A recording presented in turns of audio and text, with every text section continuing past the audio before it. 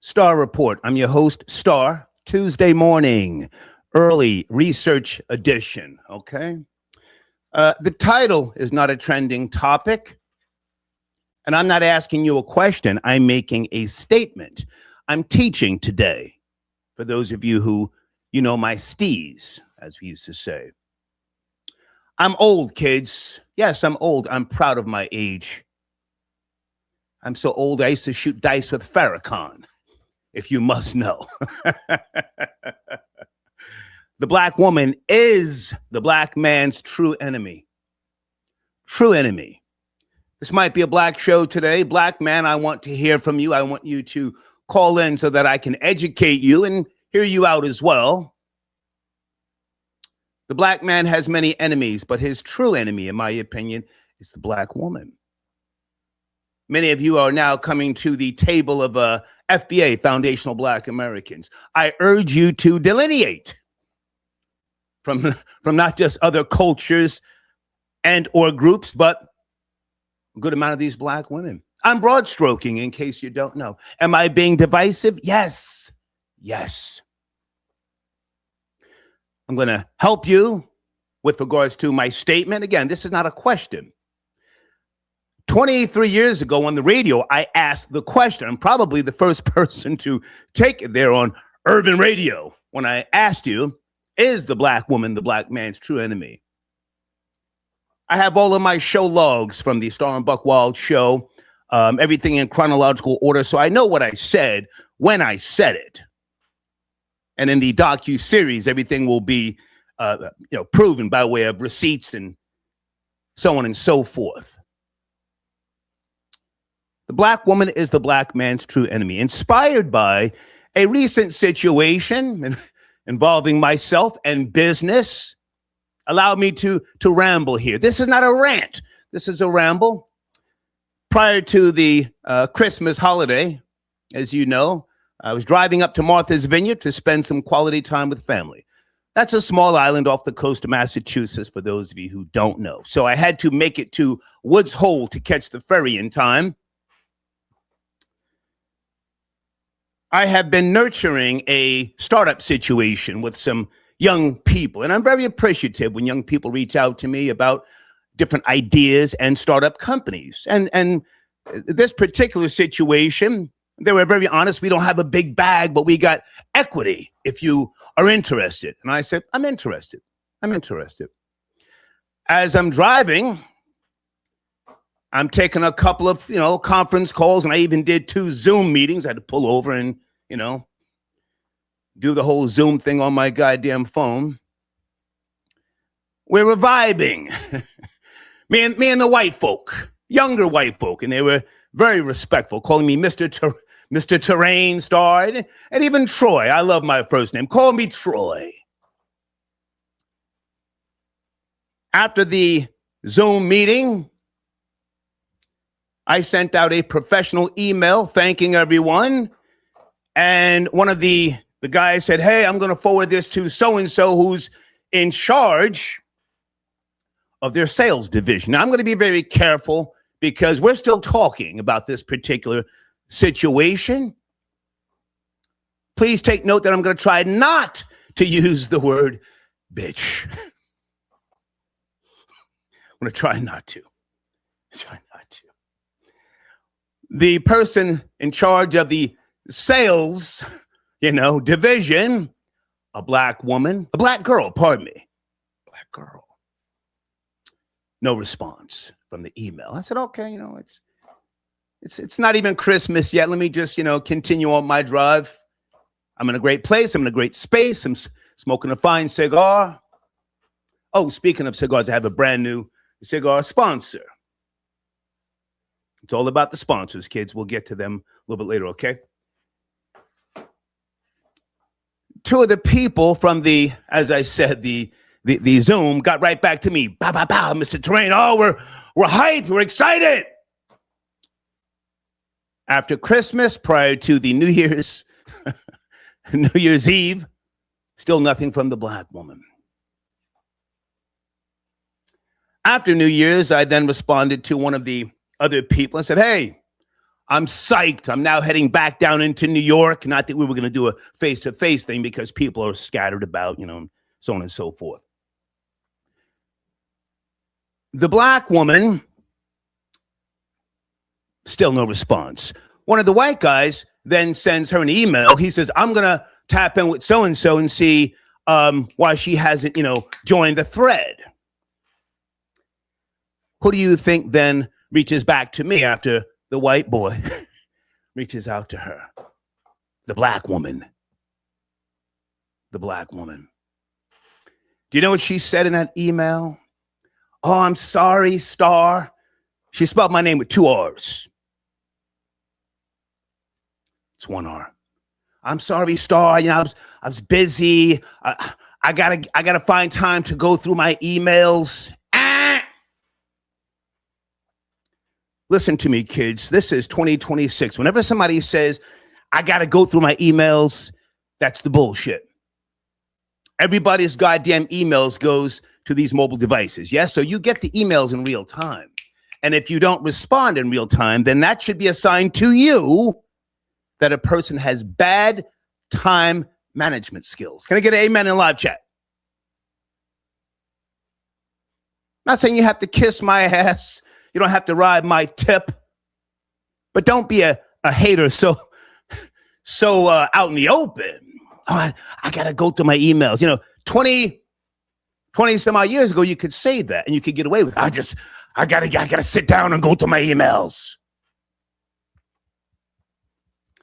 So that's what has prompted this particular title. The black woman is the black man's true enemy. I want to hear from you today. Black men. We might do a black show. Black men. Salute to those of you black men who marry a Hispanic, Asian, Malaysian, Caucasian, whatever. You got the right idea. You got the right idea. Well, why bring the enemy into your life? Now, if you build something with her, okay, I ain't mad at you, especially if you've got little life forces that you love and, all that sort of jazz. Oh, let me say this to those of you black men who call in here and you curse, you use profanity, and I get at you sometimes, and I gotta bang on you. I forgive you. Do you know why? Because you are the victims of black women who use profanity in front of your kids, in your home, right? On social media. You're a victim. Can I get an amen in the live chat? Notice I'm taking my time here today. You're a victim. See, it's the black woman's responsibility, or it used to be, to nurture and educate the babies, to teach them right from wrong. Not necessarily by way of religion, because you don't need religion to know your morals, ethics, and your values. That comes to you, I'll say it again, by way of conceptual integrations. The black woman is supposed to be the balance for the black man.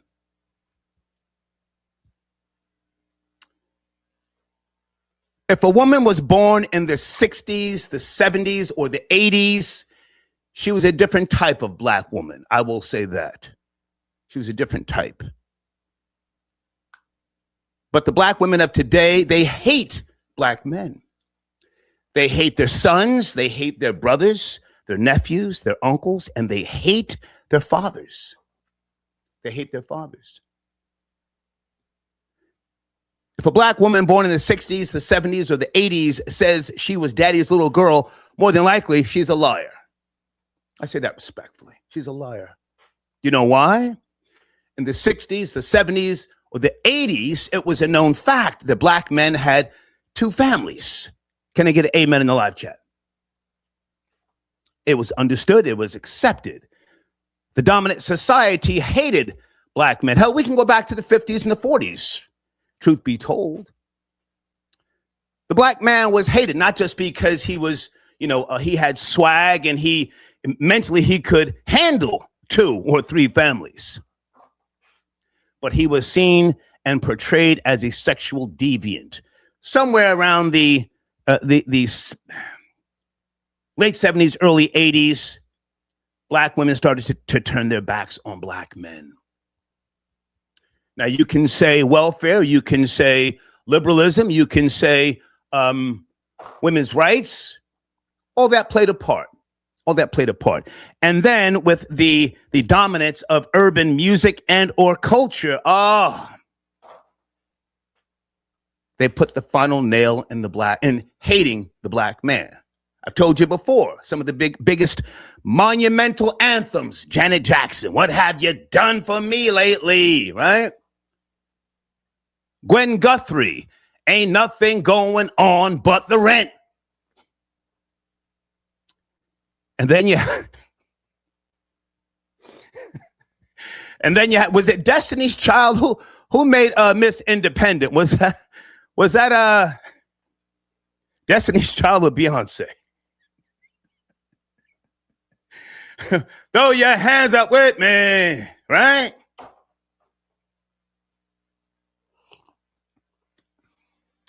The black man is the most hated person on the planet, not black women.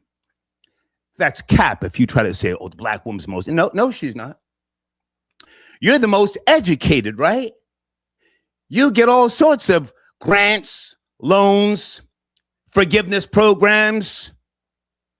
So how could you be the most hated? You are welcomed by the universities and colleges and things of that nature. You get the bag when it comes to pushing out somebody's baby. You get the bag.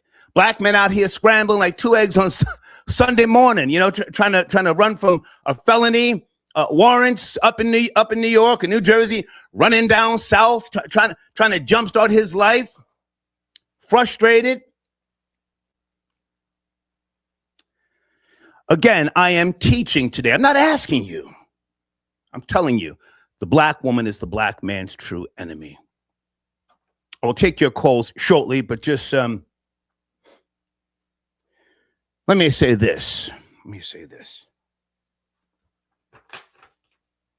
This is not about the need for unity. This is not about external factors as the true enemy, mutual grievances, misogyny versus jealousy, ignorance. No. This is what they want to tell you by way of social media.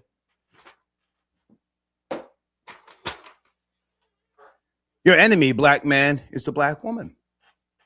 Salute to Queen Shahrazad Ali. You know her as Sister Shahrazad Ali. She's the closest thing I've got to a mentor.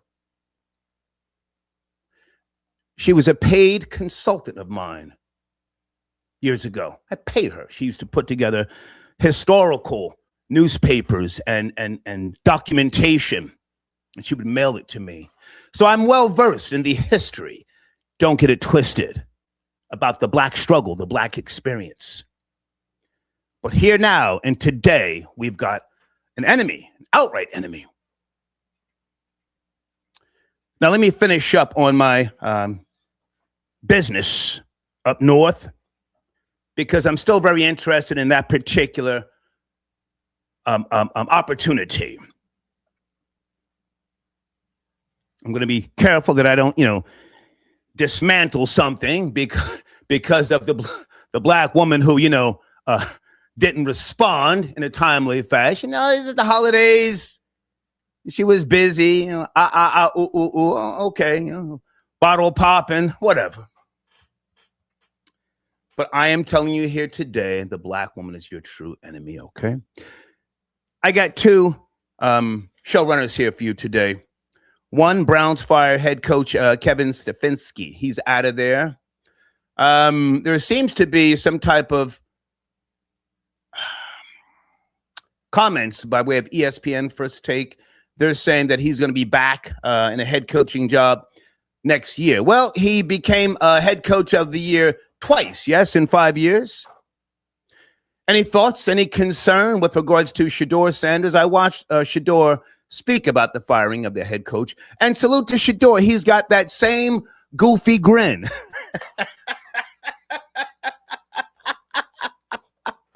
He's consistent with the grin. he did speak on it. He said less than an hour after they fired the head coach, Shador did a press conference, if you will. Okay. And second showrunner, catch this one. Are barbershop prices out of control? Good morning again in the live chat. Barbershop prices, are they out of control? I don't hang in barbershops, you know. If I had to guess the average price of a haircut, you know, in a barbershop, I would say $75. Does that sound about right now in today's day and time? If you feel different, call in. I don't have knowledge in that particular area. I do know that now you've got barbers playing all sorts of pranks on people. They're filming you for their content on their page. Oh my God, I've seen some barbers do some wild shit. One guy touching another guy's lip. Well, the guy's sitting there getting a goddamn lineup and they're like, whoa, what the fuck? Let me write this down before I forget. $75? Yes, no? Somebody says 100. 100? Sheesh. Uh-oh, wait a minute. I think this is my homie here. Area code 904. You are my first caller. Good morning. Please watch the language. Where do you want to start? 904. Hey, it's the real is back, Star. The real is back, and we have to have Star. We got to have these conversations. You know, hard trials are necessary to establish the truth. Right, that's a fact. And I think we need to lay the truth that we can't come on the line with the I love Mammy. We can't do that today, Star. Come on. We can't. All right, man. So where do you want to start first? Maybe let me. I'm making a statement. I'm not asking a question. If you feel different, that's fine. But let's focus on the topic, not about Star. You know, the black man, all right, black woman is the black man's true enemy. Florida Boy J, you have the floor. I believe that the black woman is the black man's true enemy, not only off of proximity, but a lot of black women try to humble the black man. If there's a black man with his own motion, he can cook, he's self-sufficient. He's not looking to lay up under the bosom of Mammy and, try to cape and, provide for her. Then they see it as a problem. Why aren't you, as a black man, dedicating your life to the benefit of the black woman, the black child? Why can't the black man have his own self-righteous and own determination and own purpose? The reason why I do believe that the black woman is the black man's true enemy, because she resents his energy. She resents his place in society. Even if she can get higher up in society, a better job, or just a different level of access, she always finds a way to thumb her nose at the black man and delegitimize the black man's struggle in his story. Doechii, and I believe Doechii said a straight man is a red flag. This is the newest Grammy Award-winning artist. We spoke about her before in her feud with Aiden Ross, a streamer, for those who don't know. So, right. In a sense, am I broad stroking? Yes. Now you can say this is a view that's not necessarily shared by all. Okay. And again, I'm not asking you to co-sign what I'm saying. I'm saying this. If you feel different, speak to, the beauty and the essence of black women, black girl magic, and I'll accept that. Go ahead. Yeah, and I believe that black women inherently are in competition with everybody. And I understand that a lot of the times black women are conditioned to be like this. They're conditioned to feel like, oh, it's me against the world, or I have a chip on my shoulder. And I understand that because society does place them in that box sometimes without their doing. But when they come out to the black man, especially if it's a business relationship or a personal relationship, it's always seems like they try to extract your masculinity from you. Mm-hmm. Like, we have this whole woman king, the black woman, like matriarchy is the big mama. Like, the black woman is the center of the black family in the community. And you wonder why that we can't get respect, or when we come home, I don't want to come home and deal with your attitude. I don't want to come home and fight for the pants in the relationship. I don't want to have to deprogram you into your natural state. I don't want to fight you at 7 p.m. I want to have a meal and relax. I don't want to fight you. Hang on, Photo Boy J. Photo Boy J. Let's not use the term mammy. Let's try not to use profanity because I don't want to cheapen the message itself. I don't want to make it about me. Oh, Star, you be saying, never mind Star right now. Let's address the topic. But let's not say mammy or bitch at this particular point in time. Maybe a little bit later after my break and I get to sipping some wine. But go ahead. Yeah, and another good point that, you can say stems from slavery, but this is on the black male too. No, but I'm just saying, let me get this out. I'm going to center on black women. Some black people think that their body parts are social and economic currency. Just because you have a well-shaped behind or you have a nice bosom does not mean that your value is any higher than a woman who doesn't have that. But they feel like because they have a nice particular shape that you're supposed to take a certain level of disrespect or attitude because they know their value on the sexual marketplace. I think that is very juvenile. I think that's the same way as black men walk around here. Just because you may have a third leg, you think that society is supposed to bend to your knee. Mm-hmm. And I think that... Hang on a second, Florida Boy Jay. Okay, we got some really, really good comments here. Bonnet boogers. I like that. Golly, yo. Hang on. Is it Passport Mars? I love black women. Oh, okay. Well, salute to you. Call in, sir. Do they love you? This is the objective perspective. It's okay for you to love them. Do they love you? Hold on. Stay there, Florida Boy J. Oh, somebody says the bonnet apocalypse. Whoa. Back to you, Florida Boy J. You were saying? Yeah. And the thing about it, too, with the black woman, which I've noticed, because you know me, I've dated around the world pretty much as far as the races and, ethnic origins of women. Black women, out of all the groups, is like when you are even trying to date them sometimes, you're dating their friend group and social circle. They want to parade you around to get approval by people who won't be in your relationship. Then you got to deal with their mom or their sister who's micromanaging your relationship.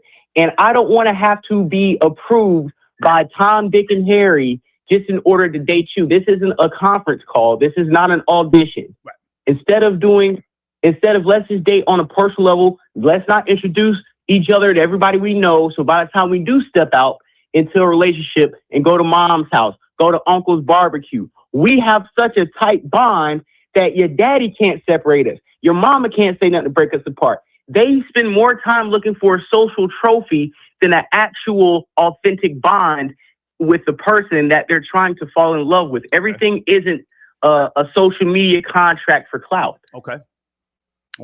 And I will land my plane. No, stay there. There's no reason to land your plane and to run off. Guys, thank you for your comments early. My bad. Can you hold on? Let's take our time. Let's take our time.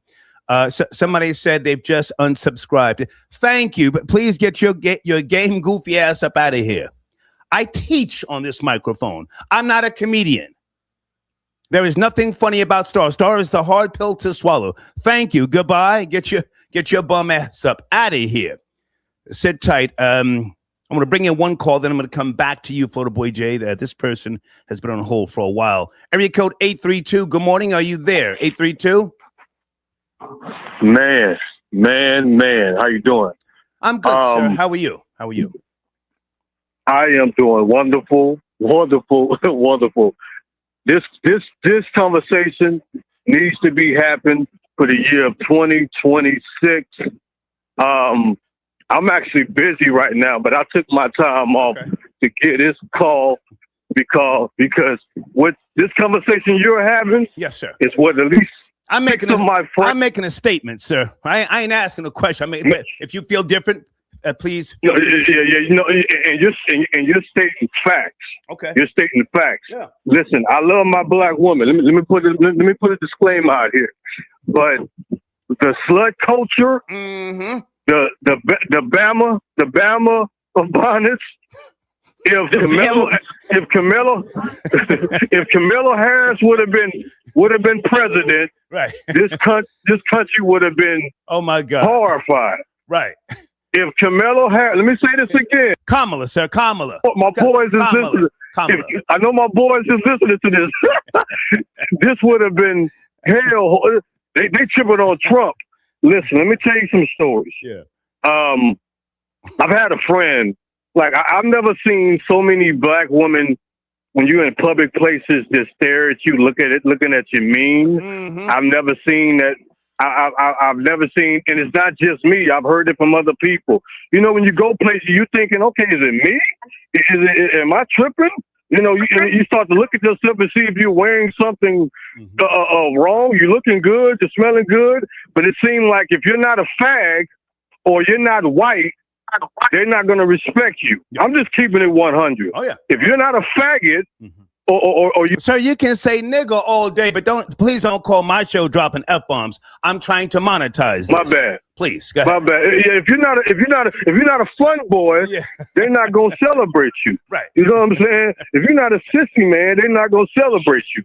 And that just shows you the decline of our culture. Mm-hmm. You know what I mean? Like real. Can I jump in, sir? And we have to accept some responsibility here with regards to rap music. I agree. Rap music. We have allowed things to get out of control. We've called them bitches, hoes, and tricks, yada yada yada. Right. So to some degree, we have to accept responsibility. But again, I'm making a statement that the black woman is the black man's true enemy. Please land your plane. I'm getting backed up on calls. Please. Yes, I would say this for our queens, quote unquote queens out there. If you're jealous and envious that a black man get a certain race, whether Asian, Latin, why don't you look at that and be like, what are they doing different from what we are not doing? Why don't y'all take that and do the same thing? All black men want is peace. We go through hell as is already. If you're always mad at the world because you got whatever's going on. Sir, you got 10 seconds. 10 seconds, please land your plane.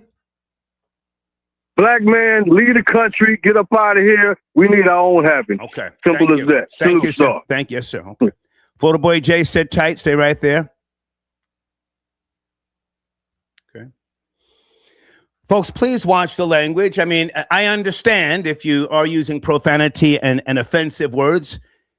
You're the victim of black women who use these words in your household, in their daily existence. What do you think about that, Florida Boy Jay? Starters blaming black women for black men's profanity-driven language. Florida Boy Jay. I mean, be honest. The first person you probably heard cuss was your black mama on the telephone. Let's keep it a buck.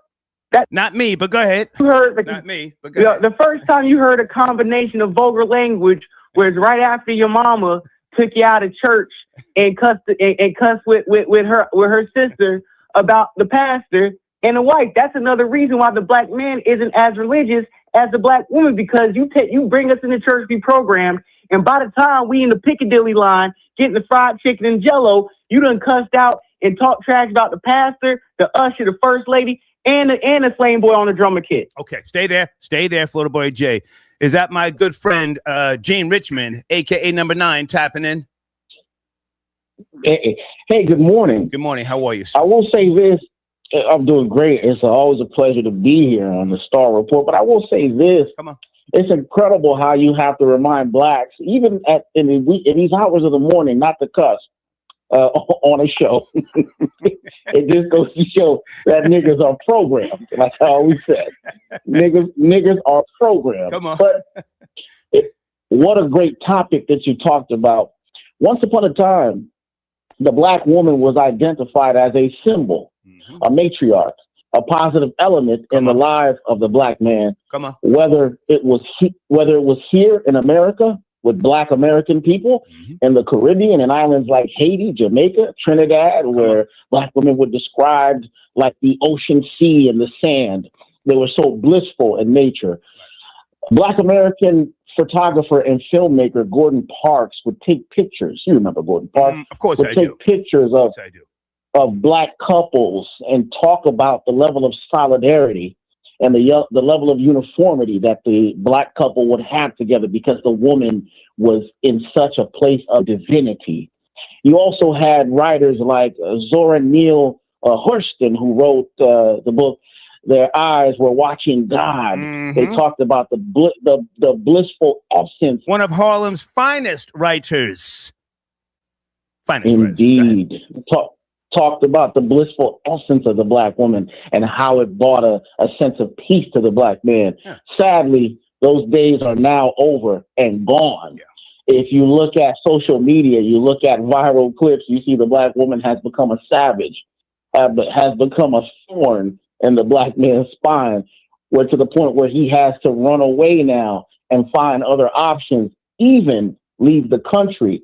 So the Black man the Black woman started off as the greatest ally and the greatest form of love and nurturing to the Black man, and now it's become his bitter enemy. Let me jump in and say this. You know, most people have this twisted.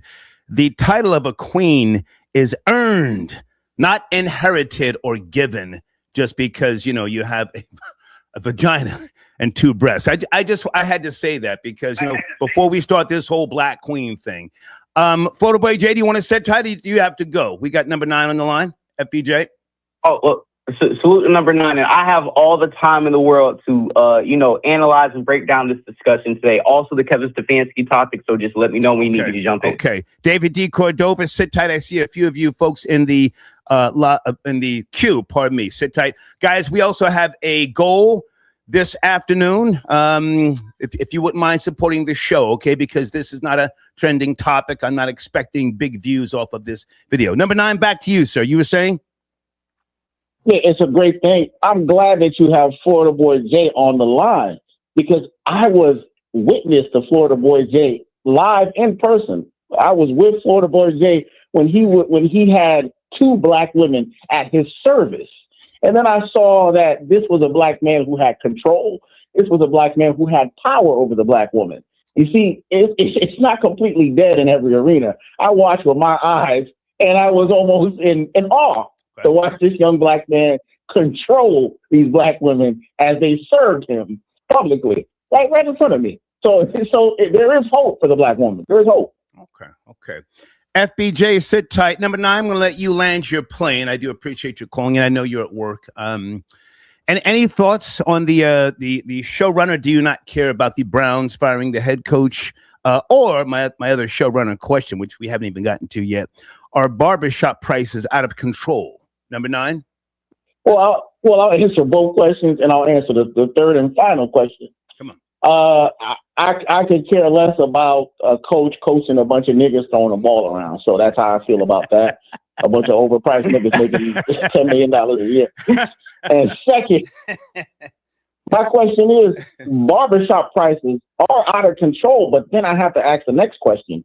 What has happened to the Black barber? Because you got a bunch of Spanish-speaking people. You walk into these barbershops, they can't even speak English. These Dominicans, these South Salvadorians, they can't even speak English. And the Black man is giving his money to these non-English speaking third worlders who speak in any kind of language that doesn't take the craftsmanship that a Black barber has. I'd rather give $100 to a Black barber than some third world Dominican. That's a very good point. And I think if that showrunner question picks up traction, we have to talk about the Black men, whether they be FBA or Caribbean, who are denied that master barber's license. You see, you can be a barber, but you have to have a master barber on the premises or have that certificate on the wall. I know I tried to open up a barbershop years ago.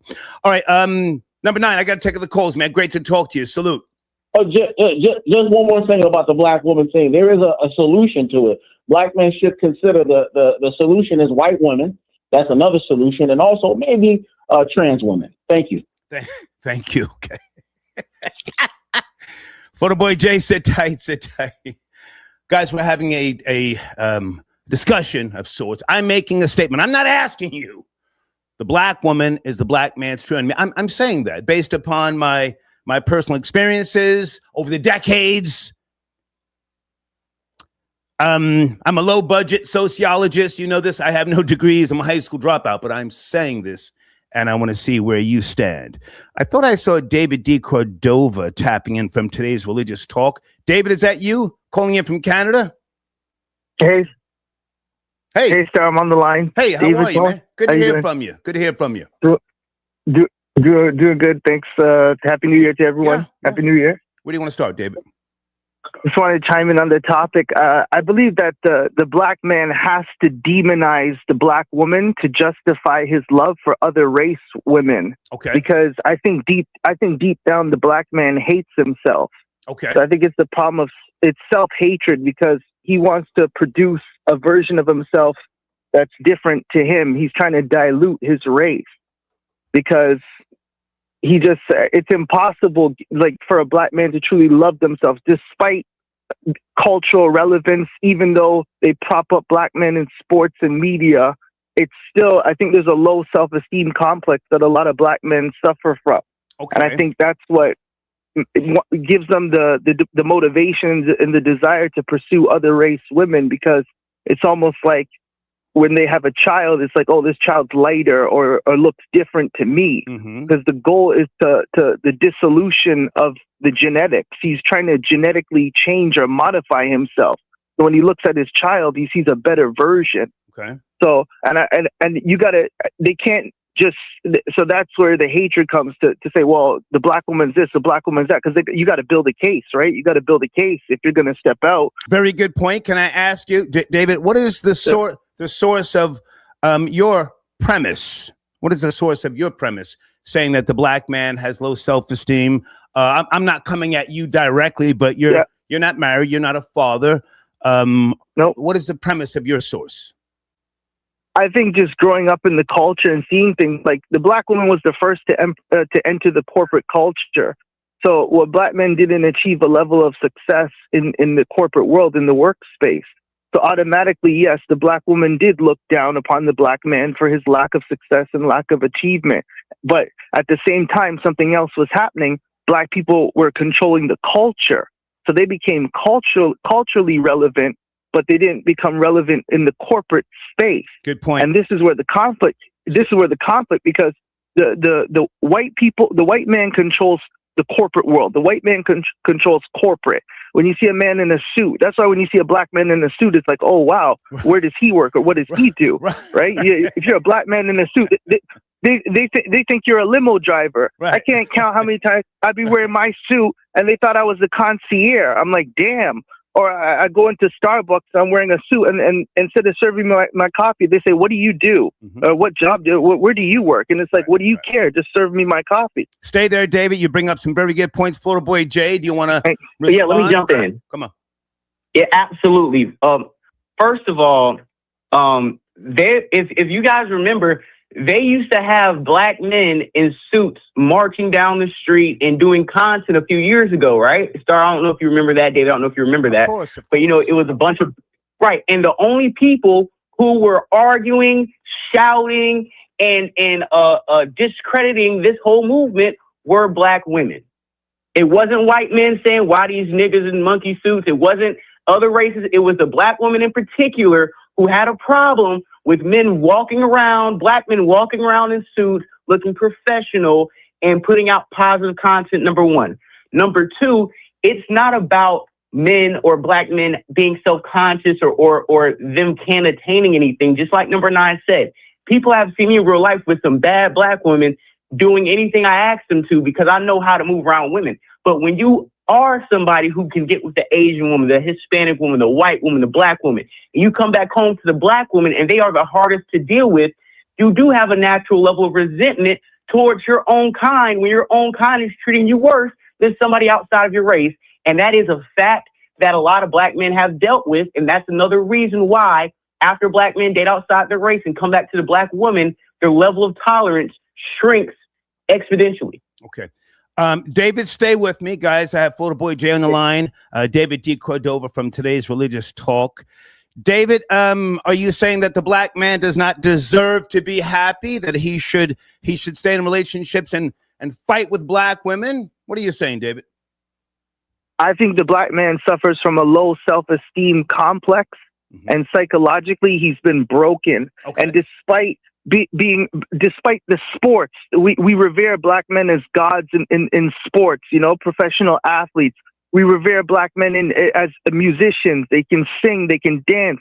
Hell, damn, even the porn industry focus on the sexual prowess of the black man. Everything is putting black men up. Sports, entertainment, sex, everything. And despite all that, he still has low self-esteem. So it's like, what would fix the psychology of a black man? How much more does the society have to reinforce them in order for them to feel whole? That's the problem. I think it's Let me ask you one question, David, then I'm going to go back to Florida Boy Jay. We're having a good discussion. Is the black man in America finished? Is he broken? He's washed. It's over. He's cooked. He's cooked. He's cooked. It's over. He's cooked. Because but now you're from Canada, David. Hang on. I want to be clear so that people understand your background. You're from Canada and you're Jamaican. So you're not speaking for you're not speaking for black men here in America. Florida Boy Jay, do you want to respond? I like the fact that David's bringing a different perspective to my statement. Florida Boy Jay? Yeah, I want to say this. When you go online, who's the only race of women who hide their male partner's face like a hidden character on a video game? Black women. When they don't post, they hide their man's face, they blur it out. No other women does this as much as black women. Number two, black women get mad at their husbands or boyfriends for being too friendly with other women, as if I wasn't friendly or wholesome when I met you. Why, since I met you, I have to treat other women like a pile of crap?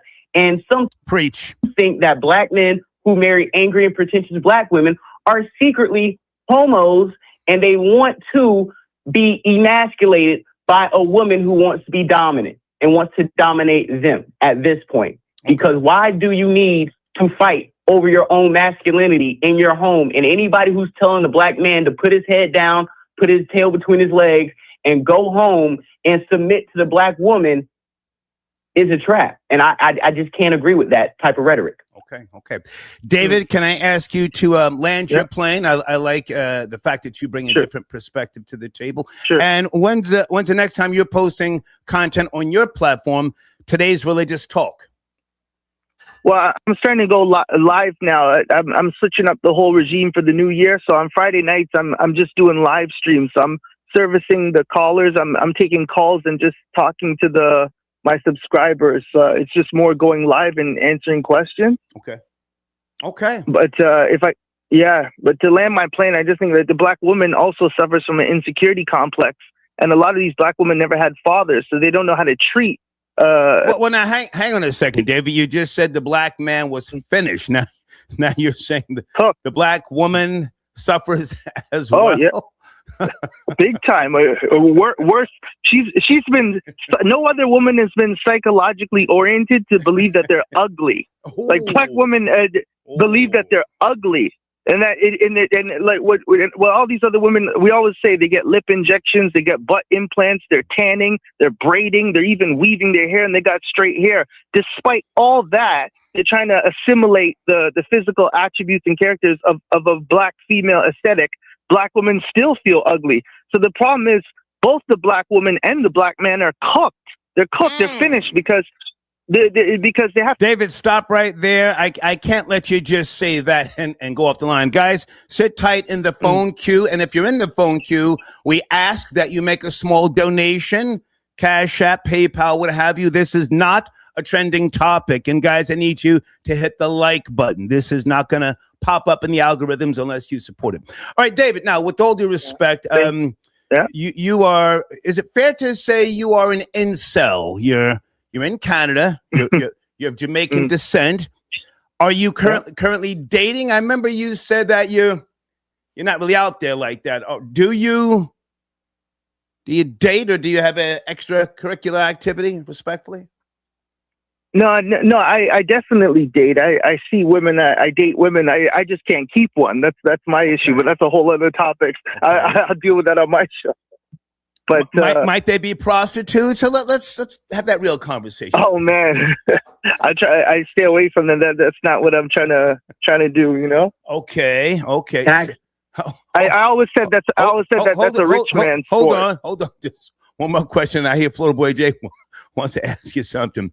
Now, when you do, frolic about and that sort of thing, what is your choice? Is she black, Caucasian, Hispanic? What do you lie down with, David?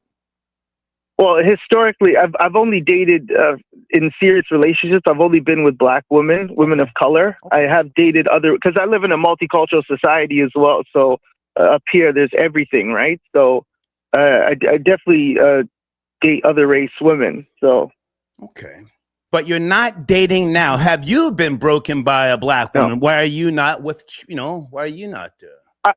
I would say, yeah, in my formative development years, I would definitely attest to that, because back then it was all, definitely, because it's all about being a thug or having this image or persona that was appealing. Okay. I never lived up to that in my teenage years. So they wanted someone with saggy pants, and that wasn't me. So, they're influenced by the media. Oh, man, nah. Florida Boy Jay, you want to address David, and then I have to take other calls. Yeah. BJ? Absolutely. Absolutely. Just two things. If, as David said, if both the black men and black women are psychologically cooked in society, then why should two cooked, broken people be together to try to build something? If I'm cooked and she's cooked, we need to go to two uncooked demographics and maybe reheat the nachos. You can't sit up here and tell me I'm buck broken and cooked. Her wings fried with the BDB, but we supposed to get together and rebuild the black community. We both switch teams out here. David, can I ask you to stop laughing? We can't hear Florida Boy Jay. David, please pull back on the laughing. Yeah. Sorry. Good. Yeah. Blind lead the blind. She broken, I'm broken. Now we got to take two broke eggs and make an omelet. That don't work. And then number two, I want to say this. I can't sit up here and act like, the worst excuse I like to hear is when black men, the excuse, the reason why they can't pull black women is that they want thugs, gangsters, and a certain aesthetic. Like, they're not nerdy black women out there, corny black women out there, square black women out there, black women who don't like that archetype. Black women who marry within their fields. You go to college, you get a certain degree, certain specification, and those women are sitting there with those men, and you date off proximity based off your profession. Okay, let him finish. David, you got to finish. I got to go. Please, you have the last word. 15 seconds, please. David. Yeah, it's just, we just got to, the healing, we just got to heal, and it's just a self-esteem thing. That's what I think. Okay. But just everyone, Friday nights, come to Today's Religious Talk, 647 caller, 8 p.m. to 10 p.m. Absolutely. Please support my channel. Thank you so much. Yes, sir. Appreciate Thank you. Take care. Florida Boy Jay, you want to hang out or you got to go? FBJ?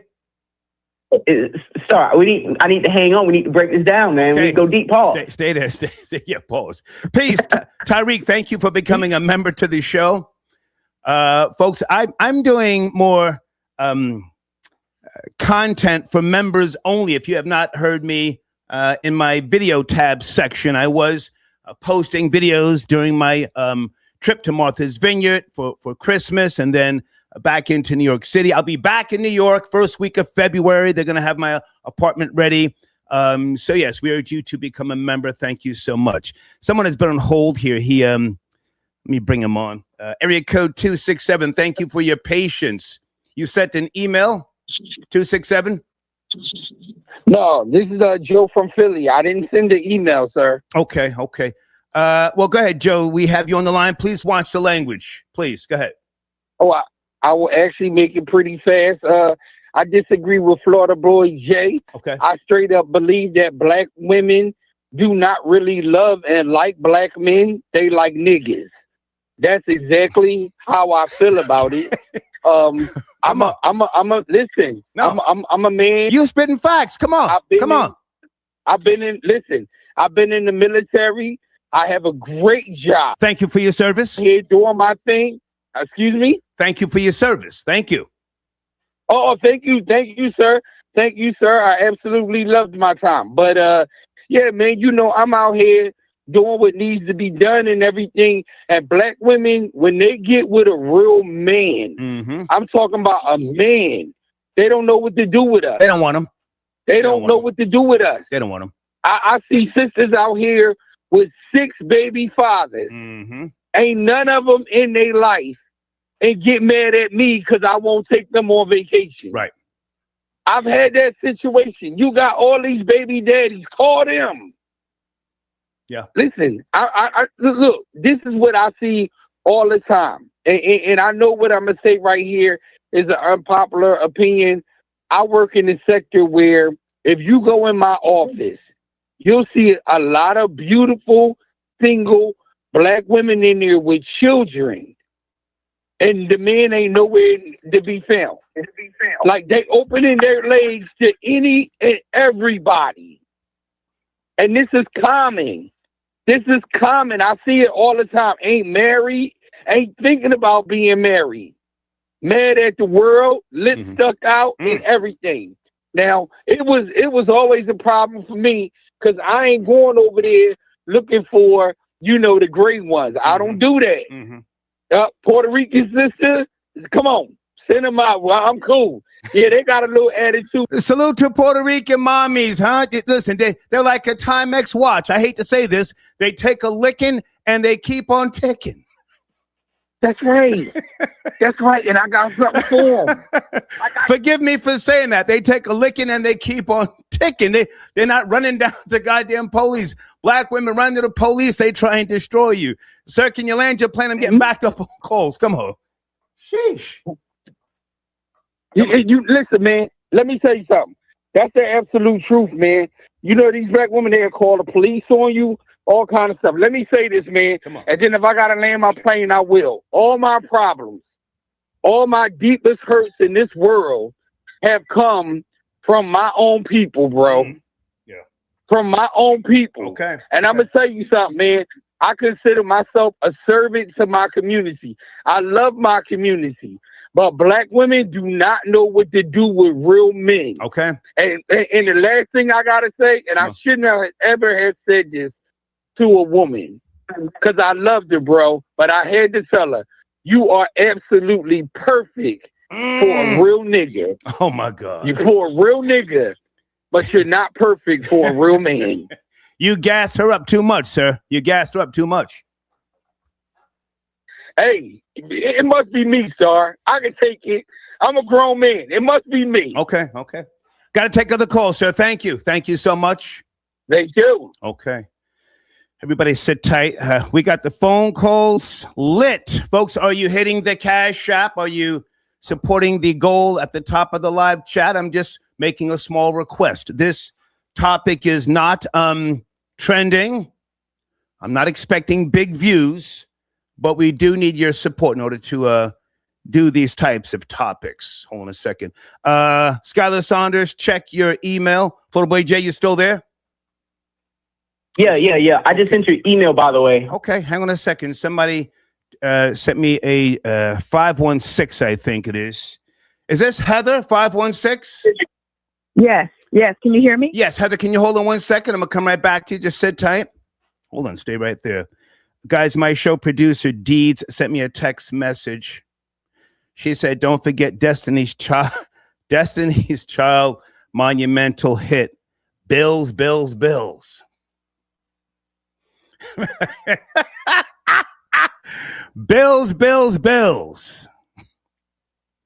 Okay, I tell her this. Okay. And Deed says, don't forget to remind the people that we do have a goal at the top of the live chat. Thank you, Deeds. Okay. Hey, Heather, thank you for your support. Good afternoon. We're having a discussion. Are you there? Yes, good afternoon. Good afternoon. Where do you want to start? Okay. So I am Generation X, born in the 70s. Mm-hmm. I'm so glad you're having this show. I'm glad you're doing the show. I hope the black man listens to you when you talk about them divesting from the black woman, because that's what many black women want you all to do. Right. Because even though black women continue showing their support to the black man with raising their children that they leave behind over and over and over again. I don't have any children. I wouldn't do that to myself. Okay. I love children, but I don't have any. But nobody murders and sexually assaults the black woman and their children more than the black man. Not to mention, according to the CDC, the black man's HIV rate is significantly higher than the Black woman, which means that Black men are not only giving it to Black women, but they're giving it to each other behind the Black woman's back.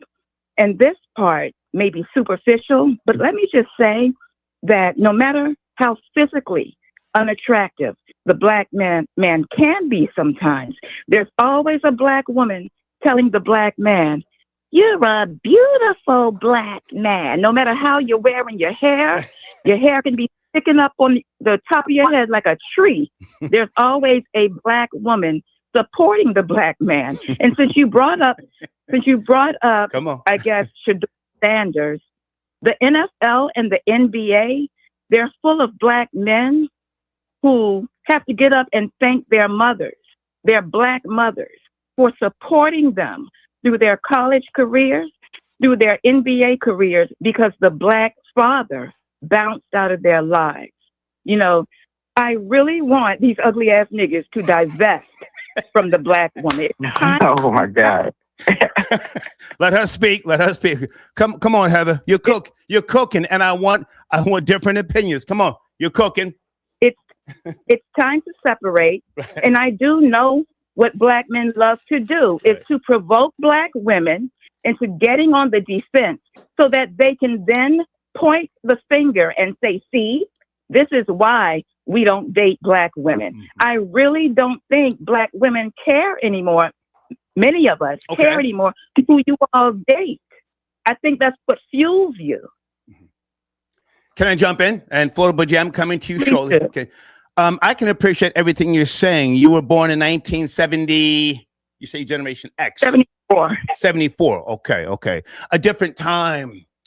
A different time with regards to morals, parameters, ethics, and values.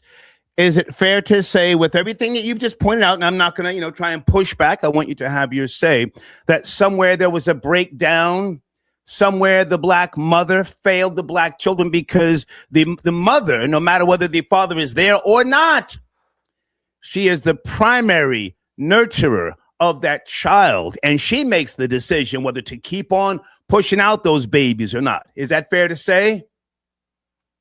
Well, speaking from a personal experience, I grew up with a mother and father in the household. A strong. But hang on, Heather. I don't mean to cut you short. You've already said you don't have any biological kids, so I'm talking now more on a broader spectrum. Was there some type of breakdown?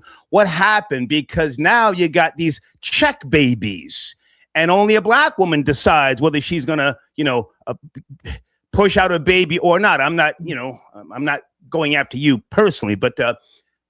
Was there a breakdown? The breakdown was, I think, Generation X is the generation that failed our children. Okay. I think the breakdown was Generation X. Okay. And that's the only explanation I can come up with as far. You can put some of the blame on the boomers. I'm a boomer. I can tell you that I grew up with a couple of Black guys in my town, Scotch Plains, New Jersey. And once they hit, 18, 19, and they left Scotch Plains, they said, "I'm getting myself a white girl." So we can put some of the blame on the boomers as well. Now, I'm not coming at you. I appreciate everything you've just said, but okay. So there was a breakdown somewhere, somehow. Florida Boy J. Well, my mother. Hang on, Florida Boy J. Do you want to address Heather? FBJ is on the line with me. Yes.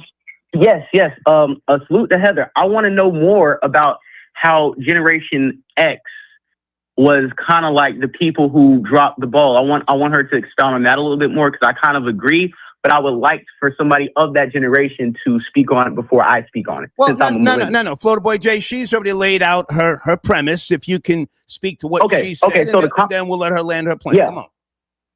Cool. Well, yeah. So to comment on that, I do believe that, but I believe it to a standpoint where Star was kind of taking it, where a lot of Generation X were latchkey kids. They didn't grow up coming home, sitting at the dinner table with mom and dad, discussing what happened with school today, not watching TV before the homework was done. A lot of you, Generation X, had to raise yourselves in an unorganized world where you went from analog to, digital. And you, like I said, you kind of had to make your own rules as you go. And a lot of teen pregnancy was very prevalent around Generation X. So you had a lot of younger kids raising kids too. And that domino effect of what we see today with the millennials is a bunch of, like we said before, blind leading the blind, the untaught being the teachers. And now we just have a smorgasbord of a disorganized community based off of the Generation X. Okay. Heather, back to you. I want you to speak freely, and I appreciate you bringing a different angle to the table. Heather? Yes, my point is we do not get the same support.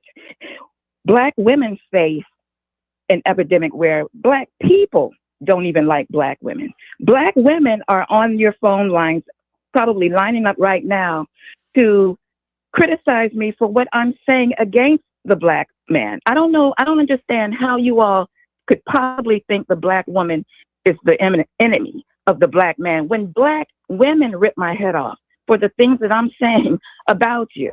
And these are not lies. These are statistical facts. Okay. You know, so I'm here to say. Can I ask you another question, Heather? Can I ask you another question? Yeah, of course. Do you think, in my opinion, the Black woman opened the door for homosexuality to become such a prevalent way of life? The Black woman. So much to the point where then white people said, oh, okay, well, since it's a cool thing for the Blacks, and then you had white women mimicking Black women and all of this outlandish behavior. To me, that's my opinion. You speak to it if you care to. You open the door. Hang on. You open the door to the point where it has gotten out of control. Now we will see gay Black men openly putting hands on Black women. See, I don't like that. That's not cute to me.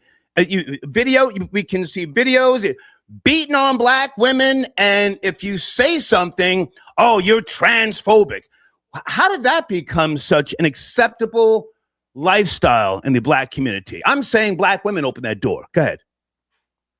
You say Black women opened up the door for it. I'm saying that Black men have been dressing up like women in Hollywood for decades. I really don't know. Florida Boy Jay, we have noise in the background. Please make the adjustments, or I have to put you on mute. No, I'm saying the behavior. Yes, we have seen Flip Wilson dressed up as Geraldine. We have seen Some Like It Hot, the old film with Marilyn Monroe and Tony Curtis and Jack Lemmon.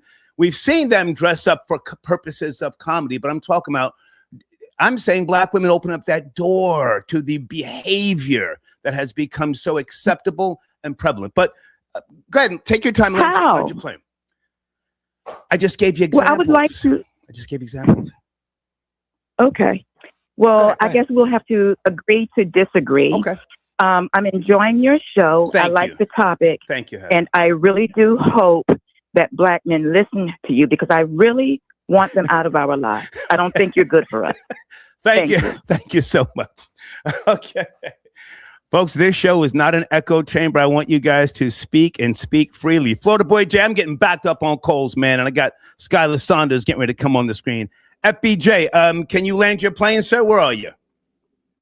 Yeah, I'm right here. I didn't know if you want to touch on the Kevin Stefanski topic at all, or... Well, fired by the Cleveland Browns NFL action, for those of you who don't know. He was there for 5 years, a two-time coach of the year. Where do you want to go? I want to say that he never deserved that job in the first place. If you look at his coaching tree, he was just an assistant quarterback coach, tight ends coach to the Minnesota Vikings. He never developed a quarterback to be a quarterback whisperer. He never was a part of an offense that took over the league. His father was an NBA executive who kind of nepo babied his son throughout the NFL. He's a part of the CAA entertainment agency and everything. And he's another person who fails up in the league. He only got coach of the year because he took the Browns to the playoffs twice. So it's like basically doing something for a bad franchise. And at the end of the day, he sabotaged Shador and dragged his butt for the last few years because he knows he can get fired. And because he's a part of the good old boy system, he will land somewhere else with a better job and a better place. And good riddance that he lost his job. Okay. Hey, man, great to talk to you. And thank you for your input on the topic, Florida Boy Jay. Absolutely, man. Have a great show. Okay, take care. All right. Hang on, guys. We're having a good conversation. Let me urge you again. This is not a trending topic, so I need you to hit the like button. if you would be so kind to make a small donation. These types of shows I like to do from time to time for purposes of rational discussions, if you will. We do all the trolling stuff at night. But this is something that needed to be said. Again, if you're just now joining me, I have asked this, well, I'm making a statement today. I'm not asking you, but 23 or 24 years ago on the Star and Buckwild show, I asked the question, is the black woman the black man's true enemy? We keep all the logs in chronological order, so I can always go back and find the exact date of the show, and I can pull the audio, which I own. So I do know that at one particular point in time, it didn't go over too well on radio. In fact, people were calling the radio station and saying, why would you let a white guy come on your station and ask such a question? But now here we are. You can see my face and we can discuss it. Folks, please don't send me like paragraphs to read. Call in. I can't sit here and read paragraphs right now. I got too much going on. I got 6 windows open. Okay. Derek, you got to call in, man. I can't read that whole thing. I'm sorry. Is that Janet? Hey, Janet. Okay, Janet. Well, Janet, if you want to address the topic, call in. But already you're proving me right by being somewhat contentious. But thank you for your donation. Okay. Hey, Valerie. Valerie said this show is utterly disgusting, but I'm here. Thank you, darling. Okay. Stanley, I got your donation. Stanley says black women are cancerous to the black man. Hey, Susan, thank you for your donation. Guys, my show is not an echo chamber. If you totally disagree with me, call in and say, no, Star, you talking that old-ish. I'll accept that. Maybe I've seen too much. Maybe I've experienced too much. Again, I'm a high school dropout. I don't have any degrees in sociology or psychology. I just know what works for me. And earlier, I gave a slight breakdown of what prompted this discussion. A white person had to get involved before that black woman responded via email. And then she spelled my name wrong. Lord Jesus. Let me go to area code 678. Hey there. Good afternoon. Please watch the language. Are you there? 678. Yeah, Star. This is Howard, man. I just sent you a cash app because I wanted to speak on this topic specifically. How are you, sir? Yes, sir. Salute to you. Thank you. Where do you want to start? Yeah. I'm doing all right, man. I've been watching you for years, but this is like maybe the second time I called in. Okay. But this has always been like a thought-provoking topic that you've touched on a couple of times. But I had to come in and defend the black women, not to simp. Come on.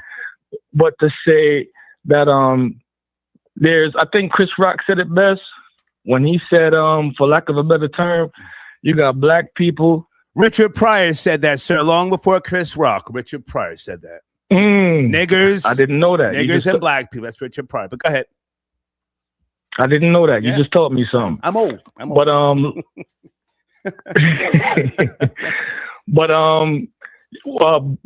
there's a segment of black people. We have good relationships. Black man, black woman, married. I know you don't. You have issues with marriage. That's fine. I'm married. I got kids. They're in college. They do well. I'm not nobody rich. I'm a truck driver. Salute. My wife is a teacher. Salute. And we do things to make it work. And then you have niggas. Now, I don't want to say it as if I'm excluded from niggas because, I'm from the hood. I grew up in Flatbush. I got Jamaican lineage. So I come from all of that. But we still know how to make decent decisions when it comes to relationships if we want to.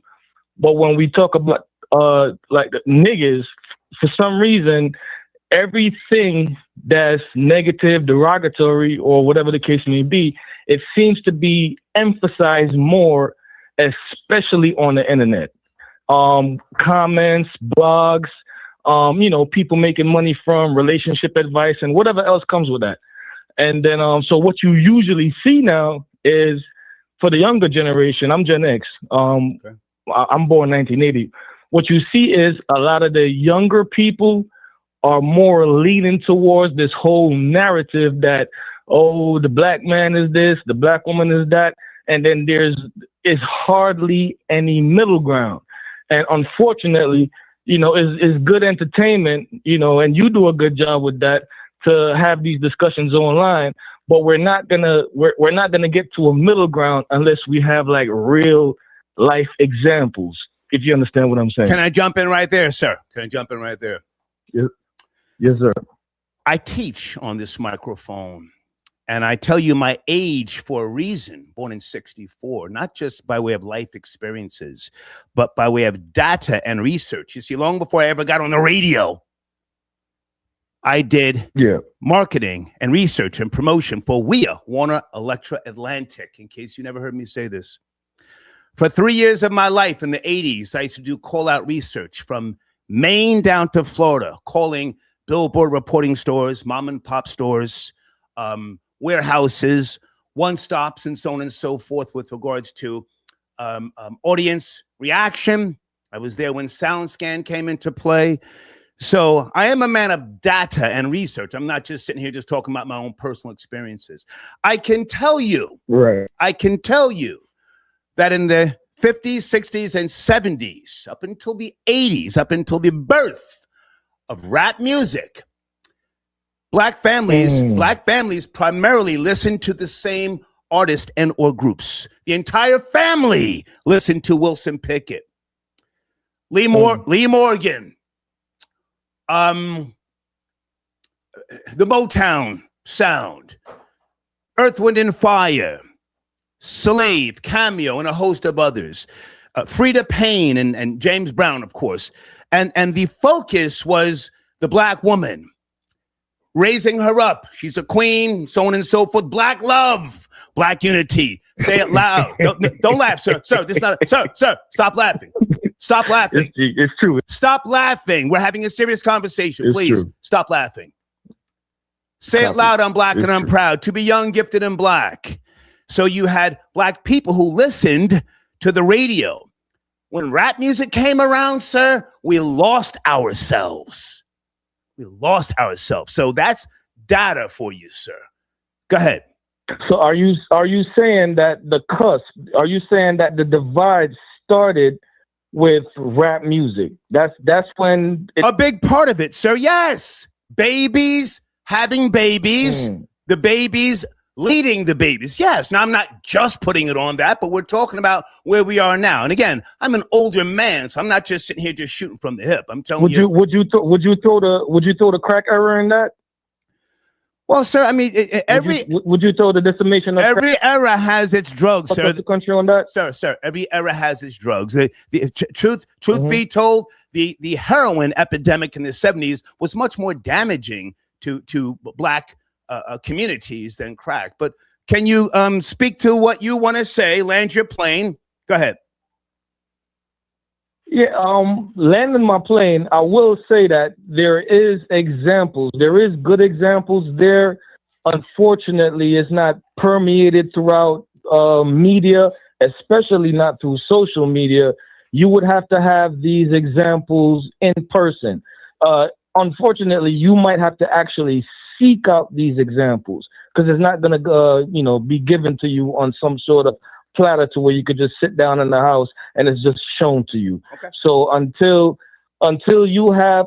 anybody who is interested in seeing a halfway decent relationship, and black men have their problems, black women have their problems. These are documented. It's been documented for years, and we know about white supremacy. We know about all that. So you really don't have a statement. You're just saying it is what it is. Basically, it is what it is, right? No. What I'm saying is, if you want to have a decent relationship with a black woman, you have to seek out an example of a decent relationship, black man or black woman. I don't want to just stick to, but if you have to seek that relationship out and use that as an example. Because if you look into the world for an example, you're done. It's not going to work. I appreciate the call, sir. Thank you. I appreciate you taking my call, man. Yes, sir. Okay, all right. I want you guys to speak and speak freely. I give you the last word.